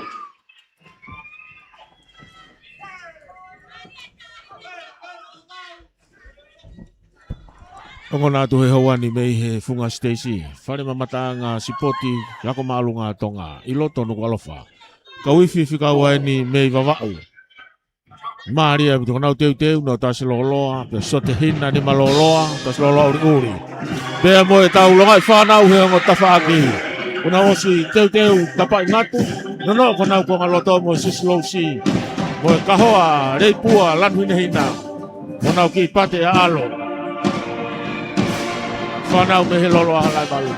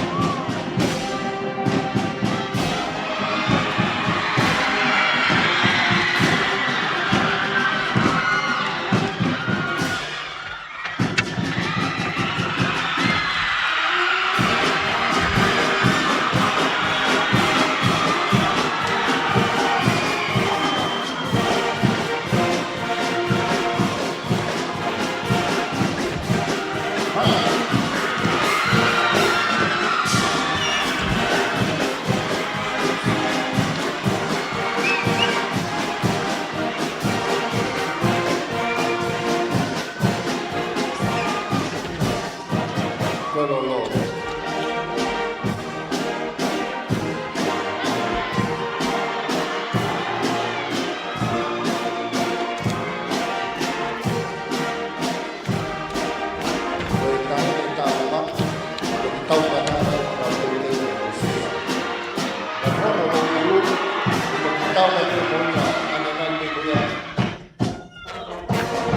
Vale.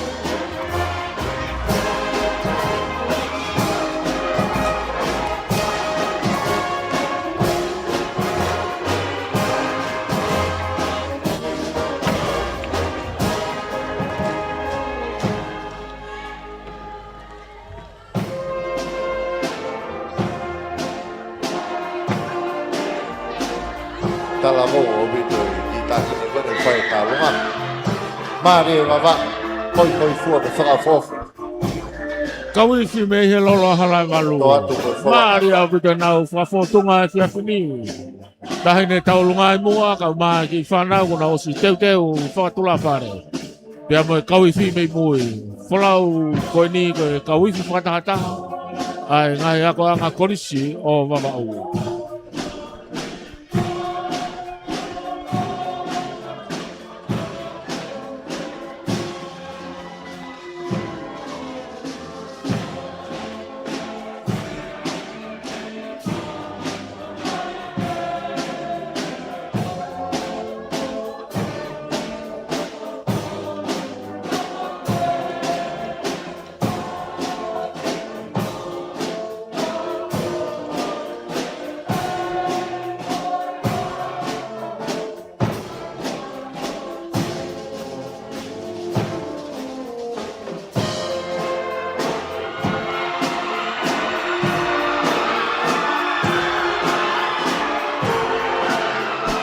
Koe tatau ia mo tatalo alonga I whanau me lolo halai walu. Ofa kua me ite ai whakahoha a. He kua malama ai whakatapua. Tala e huelo e kaniwa. Moko ai whakahala whanu. Kau fia me lolo halai walu. Funga Stacy he lo tongane. Whatata fika ua. Toi nau fika uraki. Pea ta wa'u lewa ki kun salote. Ko kore whamai mara te kainga. O lawe I pe kuai tokola heni ku nau nofo tatari ke nau whanau ki eiwhea College ko Tupou. Ka ko kore whamone mole atu. Hui kuai e whatongia. I e taimini pea mapongpong. I e katoanga senturi ua e lotu. Pea ko kore whamone mole te ku poaki mai. Ai whakau e lone niu pa mo e whanau I fi. Whahaka mai pe nau ofa mai. I e katoanga music festival o e tauni. Nana I heni pea ne poa ne afi. Ka koe e whiawhini koe ke whainga marie. Ko hi koe ngai whatongia pe ai a ko pe mai siasi. Mo toi paspasi I mai moa. Ai wawa o whika ua. Malo apito a whalanga oi nisa. Pe ke whaiwhikau ka pasa kamtoni. Malo si pou ka mono tau he tau whanau. E whamalo mawahe whoki I a pongi. Pe ka vira mbala se tita mo e kau ngau e goni me polisi. Nau olunga he Stacy. Malo apito. O mo kei mauivi. Iono whakakato e whatongia me Funga Stacy. Toi pe tau wongoife ua. Koe te tau wafe he ki kun salote whika uruaki. Te tau tātoku ake ai ifi whika uruaki ka me he whaifonua wawa u. Ko ia ko whakamalola iat ki o tolu kota be, ka tau ki whito ki whawhalangi ke I mea fuoloa heni, ke whalangi ai whiohiangan, o malo pe whoki ke kau tangata I whanua, ma whiwhina I whanua, o kunau kau hono pātolaki pa mono teke, o tāle niti, o I musika. Au hien pe mo tolu kota be mātua tau I whanau, o tau whiawhia, e whakafofa e teu e tau whanau, ka mo e tau sio ke nau ngahi tale niti, o tau whiawhia. Kau mahu inga be ke aha ki e whiawhi pehen ke tau o mai pio tangutu o marimari ka mo kata. Hange ko e kaweinga o e I whi talu me he wafe tahawa ka mo no liliu me si wifi o e music festival pea talu me wafta wau mai ke ahoni goinu ke I whanonga pe. Hange nau whahoka te nai ko e whawhalangilango e whiawhini no pele Heilala ko ia na ne sea e komit musika Tonga ni I ngai taulaha. Mono tataki mai e whatongia ke ni. Ko ki tahine e ni e kun salote whika uruaki.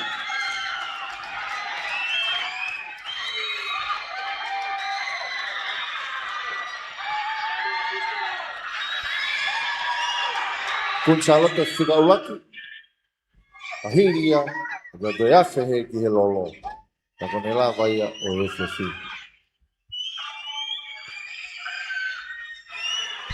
Kau whataha te tau re tio wala whitpo ni mai whae mai e whiawhini me he whare mamataka spoti. He aka maalunga atonga. Ai whiawhia mo e tau whanau ngahi korisi. I he iwi palasa ko nau ngahi tare niti. I whia whoke whakaunga te tau kau sponsor. Mai wala whitpo ni mai whae mai. I whia lahi ke whakaunga ta Paula moi lātu. Pe whoki kia iloa ilangi Heilala me Australia.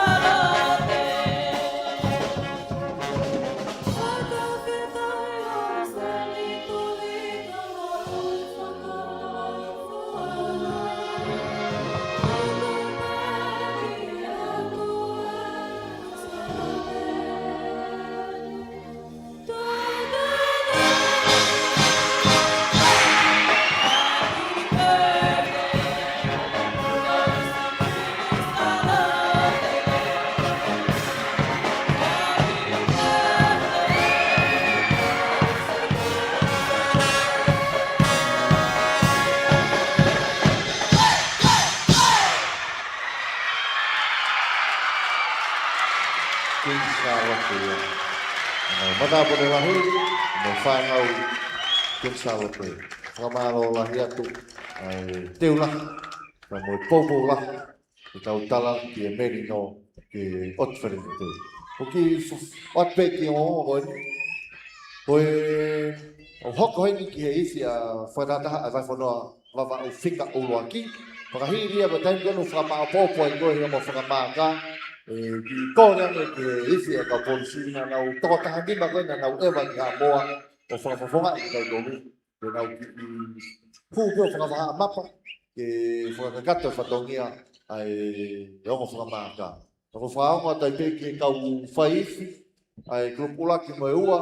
Ta whaki tōhema o kūs ngai sea hina koe ni kou kore ato whe mau mou tolu ha whawhawhonga ke hau ki whaki atu ai certificate pi. O koe ki o toi whakaamu toi whiu hono ui koe kore atu i whainga maria koe ni whaapeke mou ha whawhawhonga me ngai whaifi kau whaifi me tau pengu rupulaki mo e ua ke kātaki mai i lalon ke tangotu mai hau tawha aki.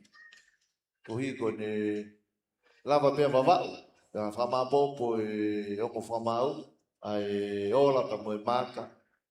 Hange koia mo i tō kene po ni, ukai whake whasi vifi, o hanga pehe ongo pālangi koi ni, ongo mōri koi ni, o talamai, o pau kusai ho i whipe le leia pito keno ato e koula. O pau ku sai pe, sirina. Pea tawa o weni ki he ifi, ai vai whanua wawau whika ulua ki, koni nau i Stacey. Pea koe whika paurewa koe ke fulelei ho ifi, tene o atu pe ho pe metali koe bronze, Polynesia. Pea koe ia kou whaingamari koni, e wange ka sione, mani ke ne whamatalai atu ai whimi ai vai whanua wawau, i miniti pe tō. Koe ki latpe ai whim a wawau urake a honi. Koe nau whim koe ai lolo na ato. Ai ko...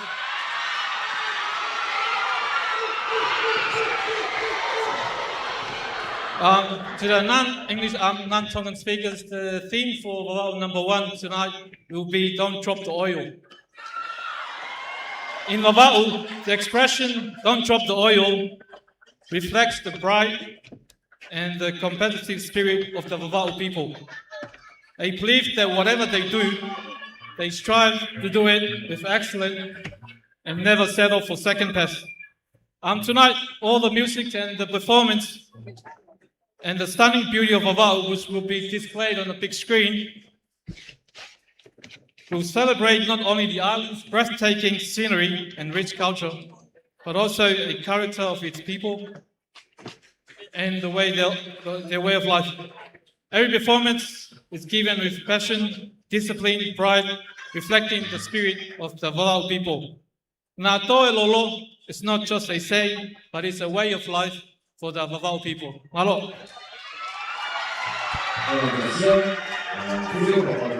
Don't drop the oil. Wawau lahi nā tō. Siane marika mano. Me te pire ko ia kau whaifi. Kau palangi nau whulau mai me o murina.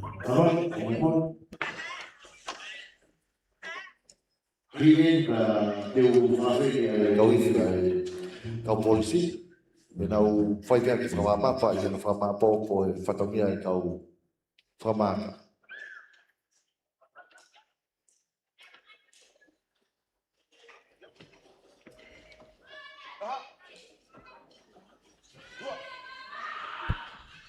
Kau ifi whatahataha me ngā korisi ko ia e whanua wawau.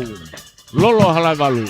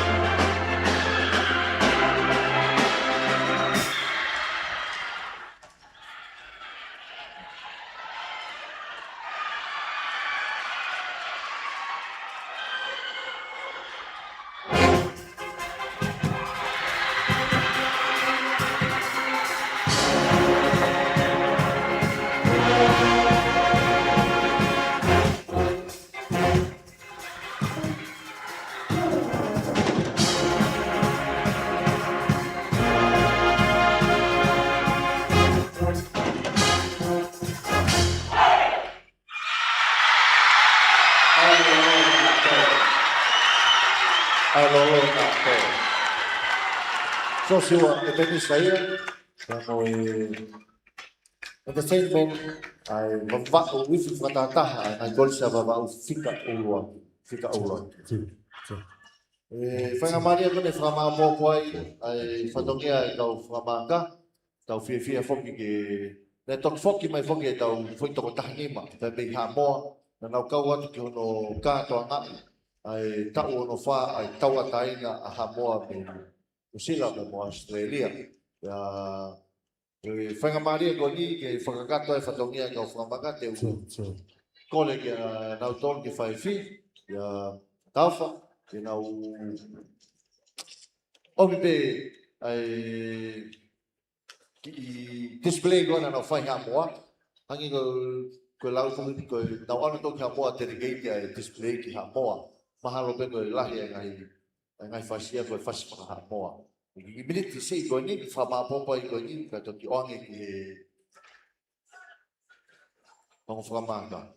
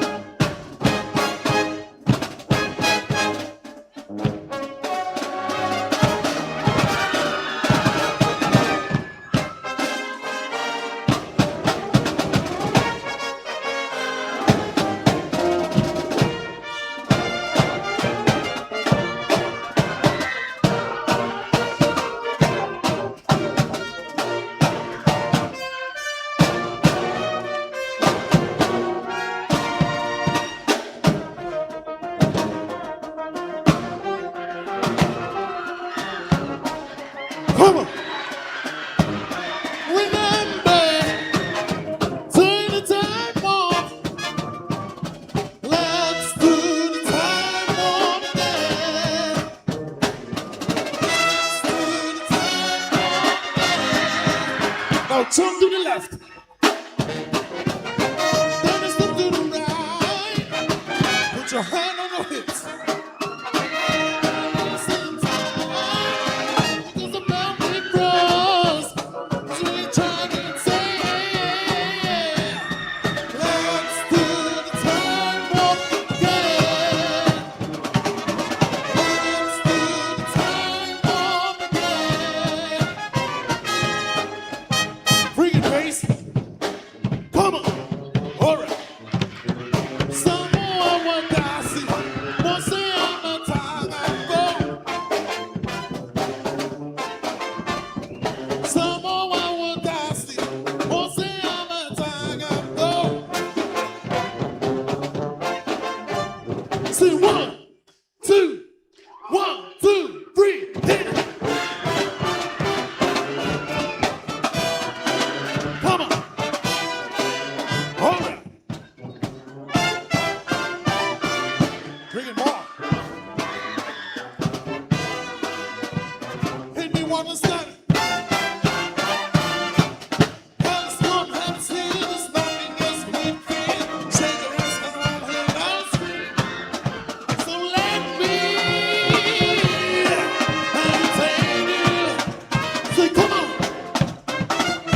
on, come on, come on, come on, come on, come on, come on, come on, come on, come on, come on, baby.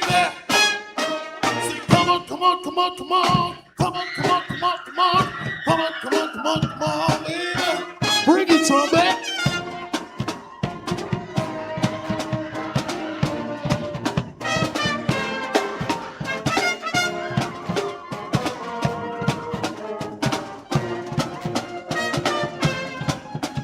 So let me entertain you, oh yeah. So let me entertain you, oh yeah.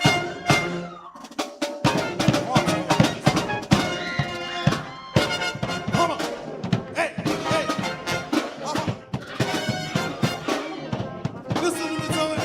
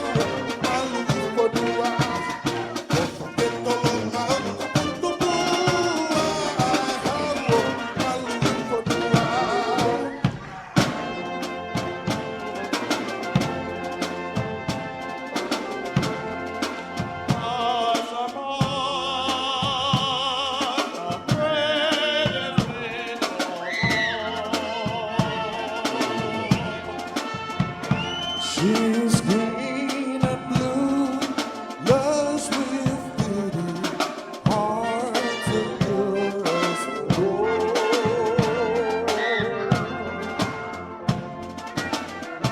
That's someone with tears of joy. That's someone with light of smile.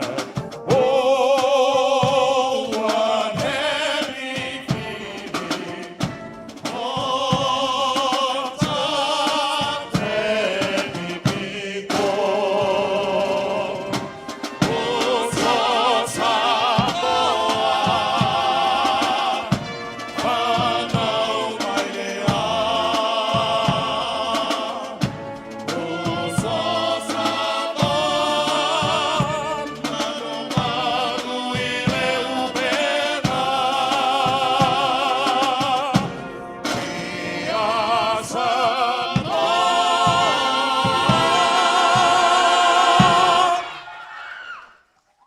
And God we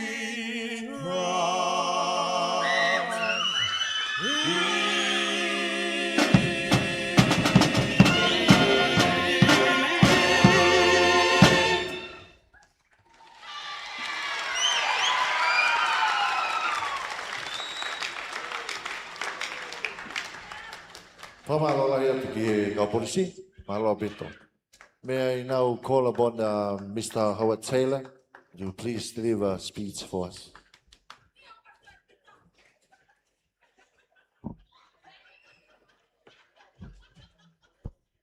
Lava ia e whaare ari mawahe nei whahoko he mai moa ka uiwhia potunga e polisi Tonga.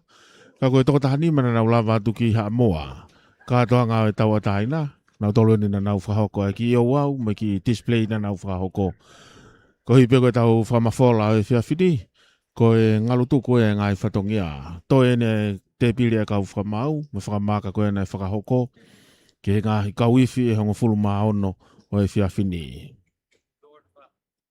Mr. Howard Taylor. Lord Valhalla, distinguished guests, ladies and gentlemen, I'm back here again another year, and oh, I just love it. I love watching the enthusiasm and the excitement and the joy that music brings to these young people.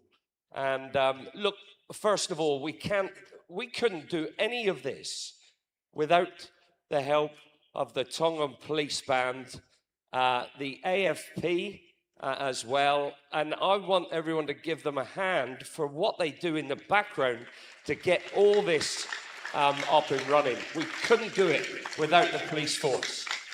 So I want to say a personal thank you as well. Thank you very much.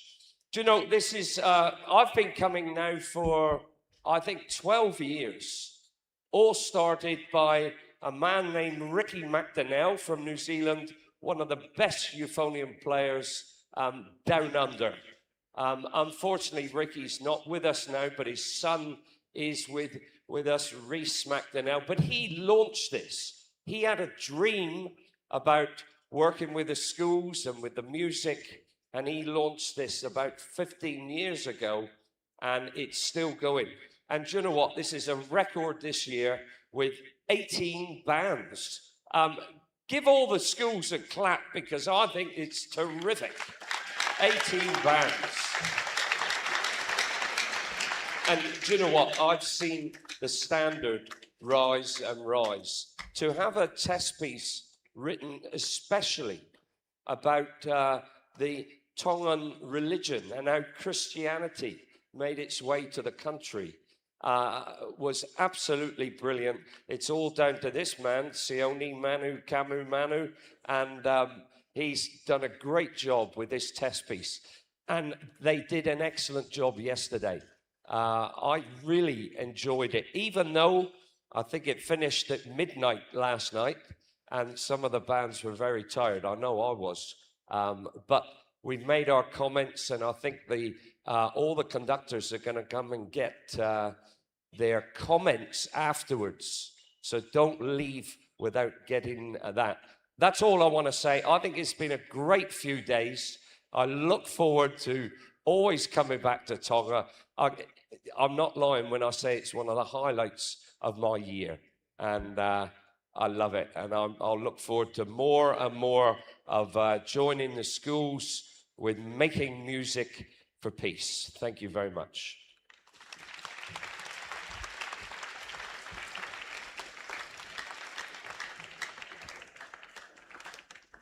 Whamore be, whainga maare goni, ko tui ku whi whanonga kia e tau whanau, mo e tau kauwhai whi, e mātua, whamore be mua e whawhalangalangi a honi, e no be e Heilala, ke lau maali le rei be mua, e ke anga le rei ke whaki ange mua, e ngai certificate ko eni, pe a mo ki sila pe ko ki utu, pe mo tau kainga sia ina, ke whakahounga ke pe ai ongosia ko whai e kauiwhi. Hange ko ia kainga ko whahoko atu, o kai ka sivi fien, pe tau festival o pe ko e whatongia ko e ongo moli ko inko nau talamai pe ku koula, siliva pe Polonise, ai tau whanau. Taimi ko ni ko o whamoe pe whawhalangilangi, te kai ke whuma apopo e whatongia e ongo whamau, ko whakahoko atu pe ke mātanga mō whakamore. Ai mua ke tau aloa bea mo senturiua e lotu. Ka pau waha ki la i vewe ho tawha aki. Pa ke ofa mai, tokoni mai o to'o atu mua ia ki he kapa vewe. Pa kai pa ke wha o pe i o kato. Ke ki sio hifo ke mō tokoni mai. Ospe ho mau ho kofpongo mo ho pinati. Pa ke kātaki o me atu pe mo ia. I haoni. Whamore kau whaifi. Ko tu o hongo fulu ene ko ui atu ka ki moto ke mo lava mai ken, o te kai ke mo hen, o kai ka hoi mea lele ia, e to e ui atu, e a motolu, ka e to e mea fualoa he, ai ho e ki ko e tari ko ho lue mai. Ka inga ko kore at pe, ka whanongo, o whamoemore ko i whama opoko ni, e kore atu, ai moha tau paspas, pa mai whanau i whi. Tau whahistolia fo ken ko kore atu, pa more, tau ange ha paspasi ma vahe, pa mai koris piula, ko e whalak fofua ta weni, i tau kau mo tau tolu. Pe fo ko kore atu ke tau ange ha paspas mo e whakamalo, ki ako malunga ko eua, malo se nau lava mai me funga fonua, bokatak ki paspas mai. To e ange fok ha tau paspas, pa maa hapai tau whahau mo pilo levu. Tau whahau mo pilo levu, malo se o mo lava mai. Te fok o ange ha tau paspasi, kainga pa mai ifi me hilolo, whakatataha ngai kolisi, wawa uruaki mo wawa ufikaua. Malo au pito. Ka ko kore at whanau, tau pasi lo e lahi e tau hongo mātua mo ka kai ko tau bergubiri na heni, malo se ngau lava mai e a honi, ko hiko e ngā whasi na mo teu ke whakakoloa ake o e a honi.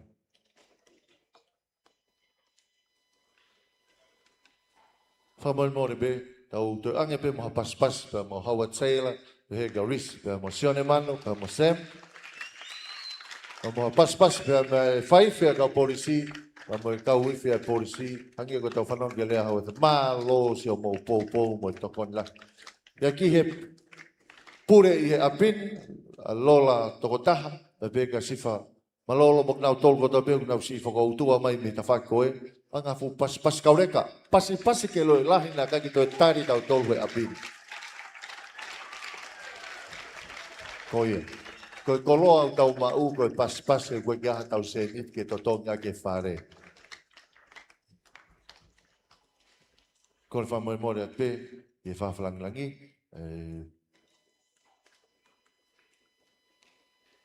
whain kua mau.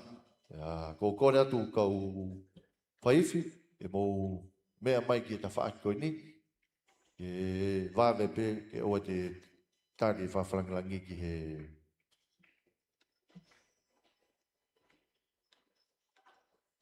Whamoemore pe whawhalangilangi, ai anga lere i pe mua ke whakakato. ai hana whaki, ai te mai ki sila koe ni koe utupe e tau whanau. E tau kamata pe me he hoko hoko koe ni ai iwi. E te tau kamata me kore spiula, hoko atu a whoou e o high school la venga maari e mō ngā riwe tā kui lau. Ko kulupua, ko kore atu ke mō lava mai kemi o whaifi. Te mautari atu ke mō lava mai ka tuto kamata.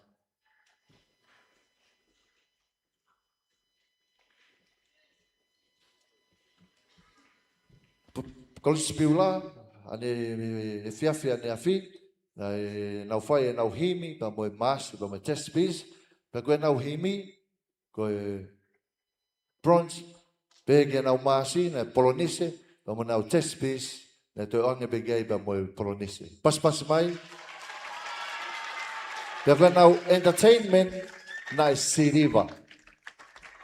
Himi, polonise, masi, polonise, test piece, polonise, pa kuna entertainment na siriva. Pakatahaya pa mo ki i utu koe ni. Malosan sa mate. A whaou, koe nau himi, polonise, koe nau maasi, siriva, koe nau test piece, na polonise. Koe nau entertainment, na siriva.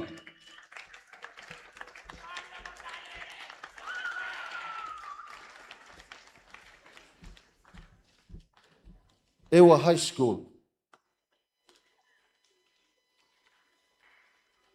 Koe nau himi, na siriva.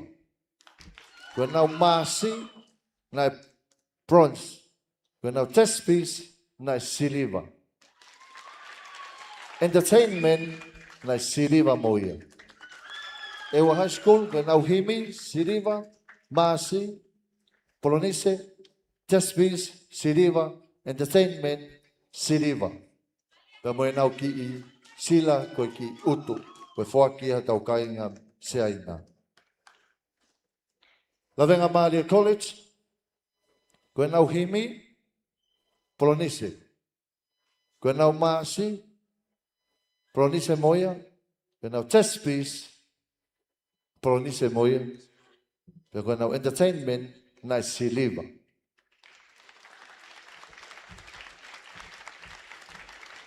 Lavenga Maria College ia. Kolisi mō ngā olive. Koe nau himi, nai polonise. Koe nau maasi, polonise. Koe nau test piece, nai polonise. Pea koe nau entertainment, nai siriva. Mō ngā olive college, himi, polonise, maasi, polonise, test piece, polonise, pia koe nau entertainment, na matapule lahien koe siriva. Malo?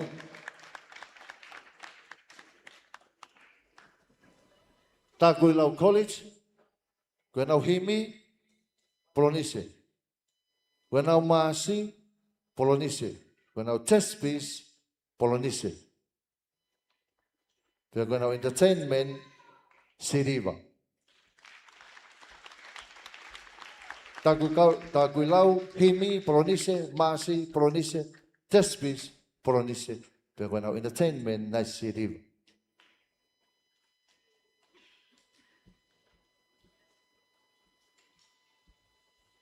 Tawha ahau, pia mo pilo level college. Koe nau himi, koula.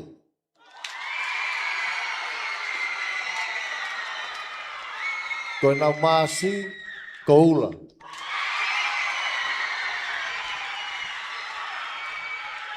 Koe nau test piece, toi koula moia. Koe nau entertainment, toi koula moia. Tawa ai pilo level. Tokon whaifien ko ala. Koe tawha ahau kātoa e whiauhina nau iai, koula kātoa. Vava'u mespen fikaua. Vava'u mespen fikaua. Koe nau himi polonise. Koe nau masi polonise. Nā kai ke nau kau i he auhi ki he test piece, ka koe nau entertainment, nai koula. Wawa whika ua, entertainment, nai koula. Himi, polonise, masi, polonise, pia koe entertainment, koula. Pia moe nau ki utu. Koristonga whika ua, koe nau himi, polonise. Koe nau masi, siriva. Koe nau chess piece, nai polonise. Koe nau entertainment, nai siriva. Polonise himi, siriva e masi, polonise pa moe chess piece, siriva e nau entertainment. Tupou College whika ua. Tupou College whika ua, koe nau himi, koula. Koe nau masi, koula. Koe nau chess piece, koula. Nā kai ke nau kau, mai ki he pōni. Koe nau whai whi pen, Mancela, whamalo atu. Koula himi, koula masi, koula ma mai chess piece. Malo bito whai. Tupou High School, koe nau himi, siriva. Koe nau masi, polonise. Koe nau chess piece, siriva.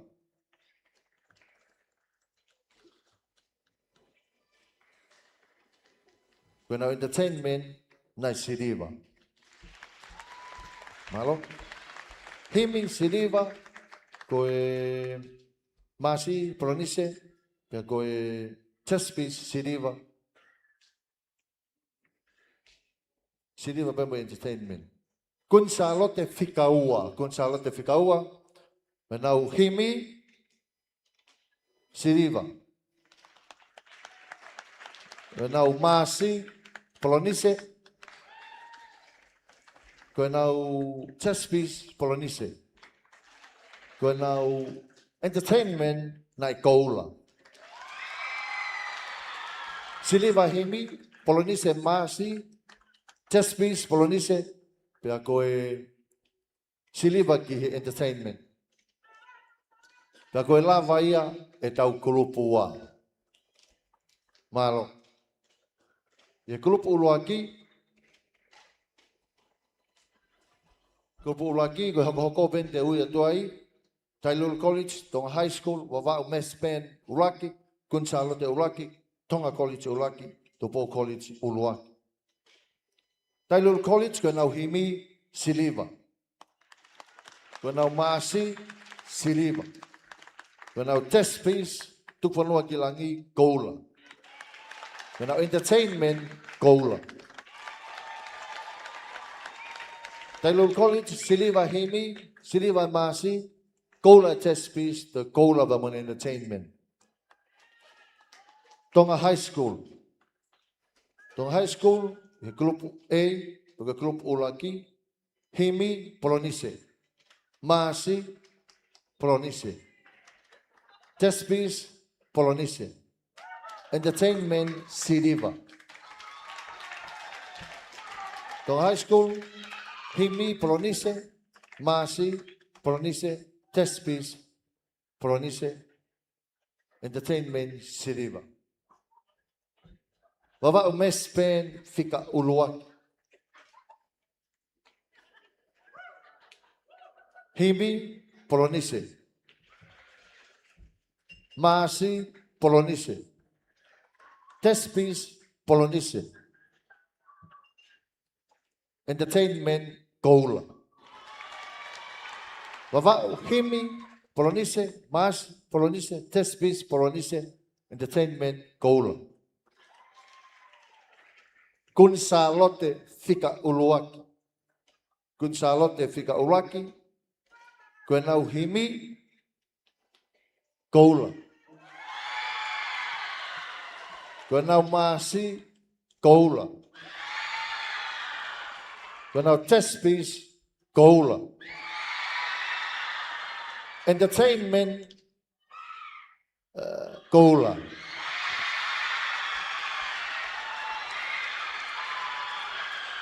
Kun salote, koula, masi, koula, test piece, koula, entertainment, koula.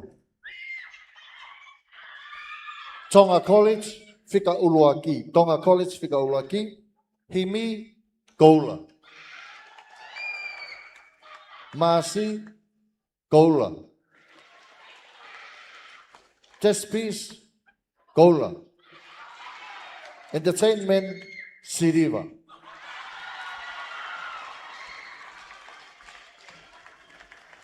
Koula, koula, koula, entertainment, siriva. Tupou College fika uluaki. Tupou College fika uluaki.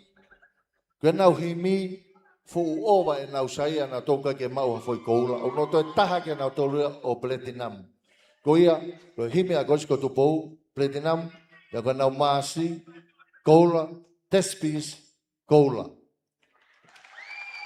Gosko tupou ia, koe nau entertainment, kai foki nau iheni ihe fiafini. Whawhawhonga ni gosko tupou, koe nau himi, ki maalunga ia he koula, platinum, koe nau masi, koula, test piece, koula.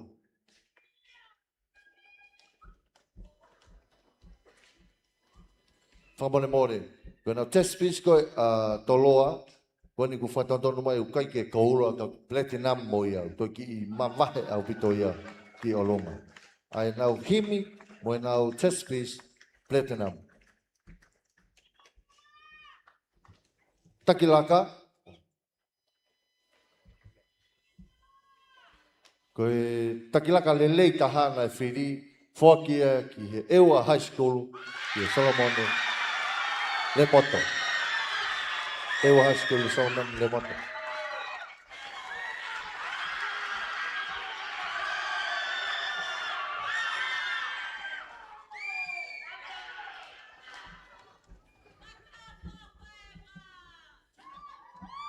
Well done, drum major. Excellent job. I won't keep you. I know it's getting late, but we have been donated 2 instruments.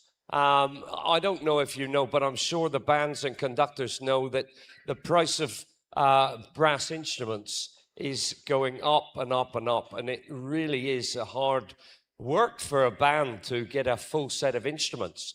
But John Packer, which is a make over in the UK, and Rob Hanson is the director and owner. He has donated, Reese, can you pick that one up, please? He has donated this euphonium and to give to one of the school bands. And it is just a beautiful instrument. And what we did a draw to see who would win the euphonium and who would win the horn. And it's 2 different schools. What shall we start with, the horn? Hold the horn up. The tenor horn, which is donated by someone in New Zealand, Paul De Bravo. I might need a hand with the school there. Tawahau. Tawahau. All right, that's the horn. We'll put it back into the case. The euphonium. I'm not going to tell you how much it's worth or it cost, or are we? They'll find out later.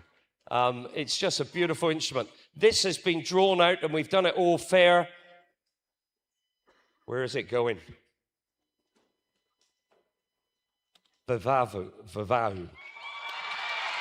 I get that right? Vavavu.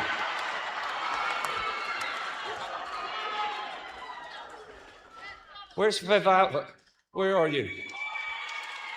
Did I say it right? Vavavu. Ko I ngo think we me need an ofa invite me to ai fia Vava'u. nau me ai fia ko hoani Do some fishing.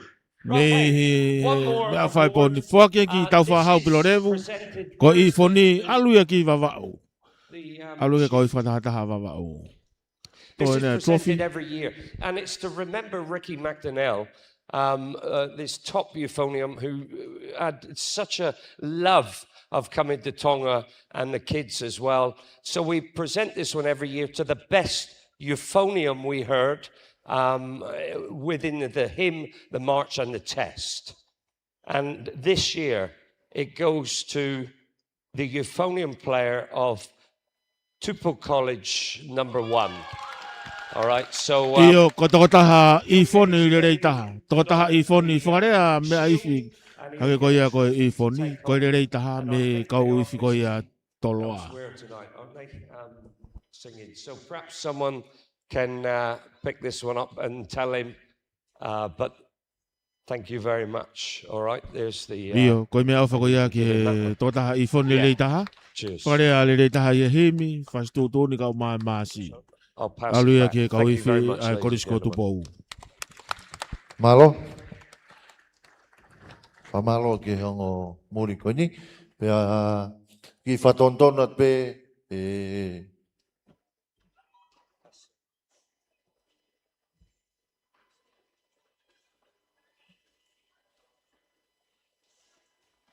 Best soloist, whamole more.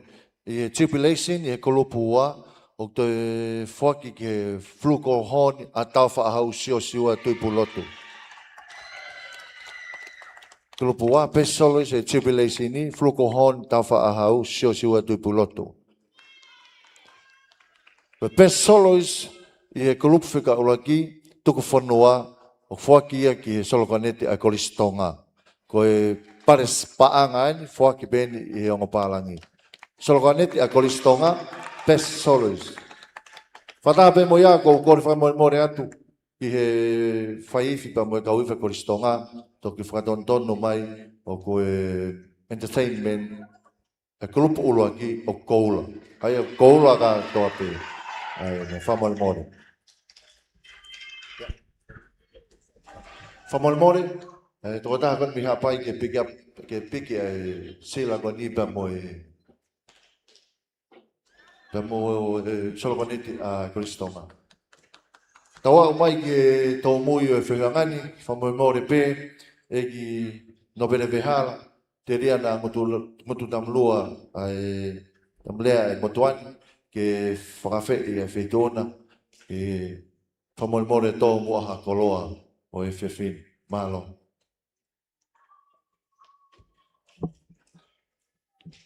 Ko whamalo e ni ki he sawe ko hi ke kau ngau e ia I he pōni, I hono tataki ngau ko ni me he kamatanga. Kau kore pe mua ke hufanga he ngai whangatapu, kau lea. Ko hi whawhakamalo, pe a te whai peha le whakatonga, pe a hiri koe te le whakapalangi. Ko kore pe ke hufanga he ngai whakatapu o si hono a whaki, ka tā pe ke whai ha lea whakamalo. Ko e ngai whakamalo, mo le rei, ko mau he pōni, mau he tau whanau. Pa ko whamalo atu ki he mātua, I ho mouhanga o te ke whanau, pa mo te ke nau kau I he iwi, pa mo hiwa ngai korisi, ko e tau investment ia e tare niti whake iki, ka te ke nau tolu ki he kahau. Pa ko ie ko whamalo atu e ahoni, pa ko kore, tau te pasipasi pa mo e tau whanau. Pe ko e toinga lewa rea, te whaifopapālang. Well, on behalf of the organizing committee, we'd like to thank you, Howard, Henrys, and your colleagues for being with us for the last 12 years, and you have been lifted the standard of brass band, and tonight was totally different. The band that we have seen on stage, they come up with a lot of ideas. And I have some of my ex-members who was under my command. They are now bandmasters in motor school. They have done their best tonight. And thanking you for continuing on. We are very grateful to be here tonight. And thank for the presence of the Australian and New Zealand police here. Because peace is part of this. Enforcing law is not only enforcing law, but also to show to the public the relationship between the police and the community in order to give something different for our children at home, to be busy with, to construct in their mind so that in the future they are the future. And what the invest we are doing, we are investing for the future of peace to preserve in Tonga and the talents that God gave to us. So thank you for tonight, and thank you all for present. Thank you. Malo, whamalo e ko me atu e kino pere, whamalo pe whawhawhonga atu katoa ki mautolu piheni, whamalo lahi atu ke kino pere, lau maari rere ka ke mea mai, mo whakalanglangi, mo whakakoloa, ai whiwhi angani, e o kore piheni ke tandak whaiwhikau, ka koe tare ki ta malolo, pe whaifi malolo, whaiwhikau se whesilo tui, ke ne whai mua e tau loto whakau si, whai mai he iwi kau polisi ai himi, ka hiri a kōkore atu whanau, tau hiwa katoa he himi, ke ngari tau wikona e whatongia Music for Peace, o e wanoa ua ono, malo.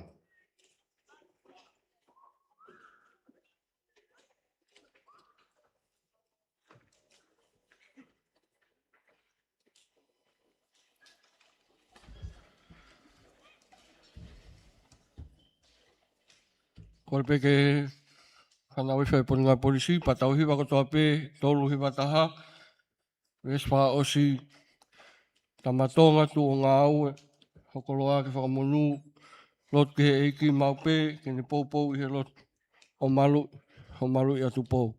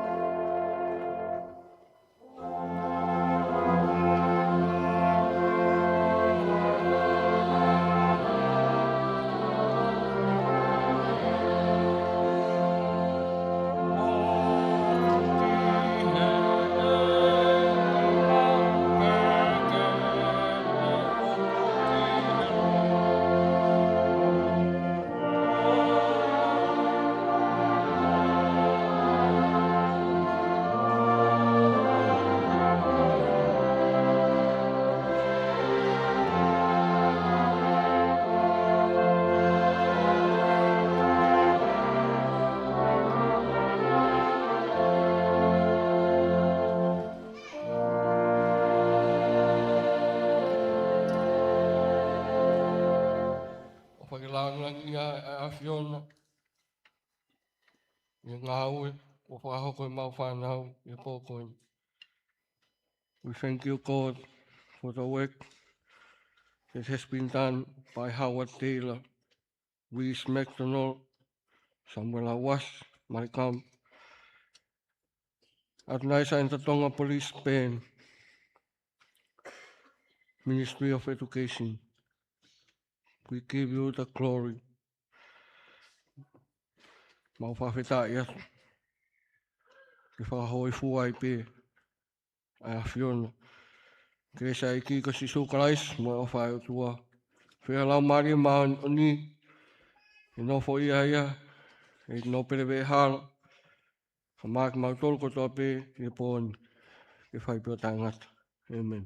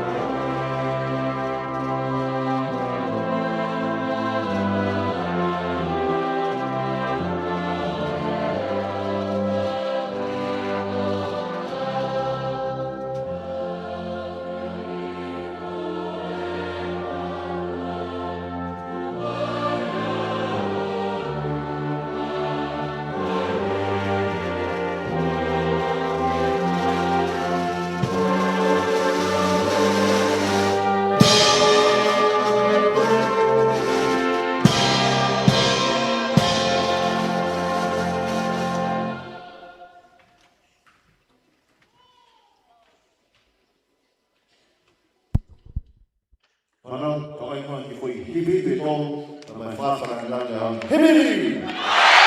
Hibibi! Hibibi!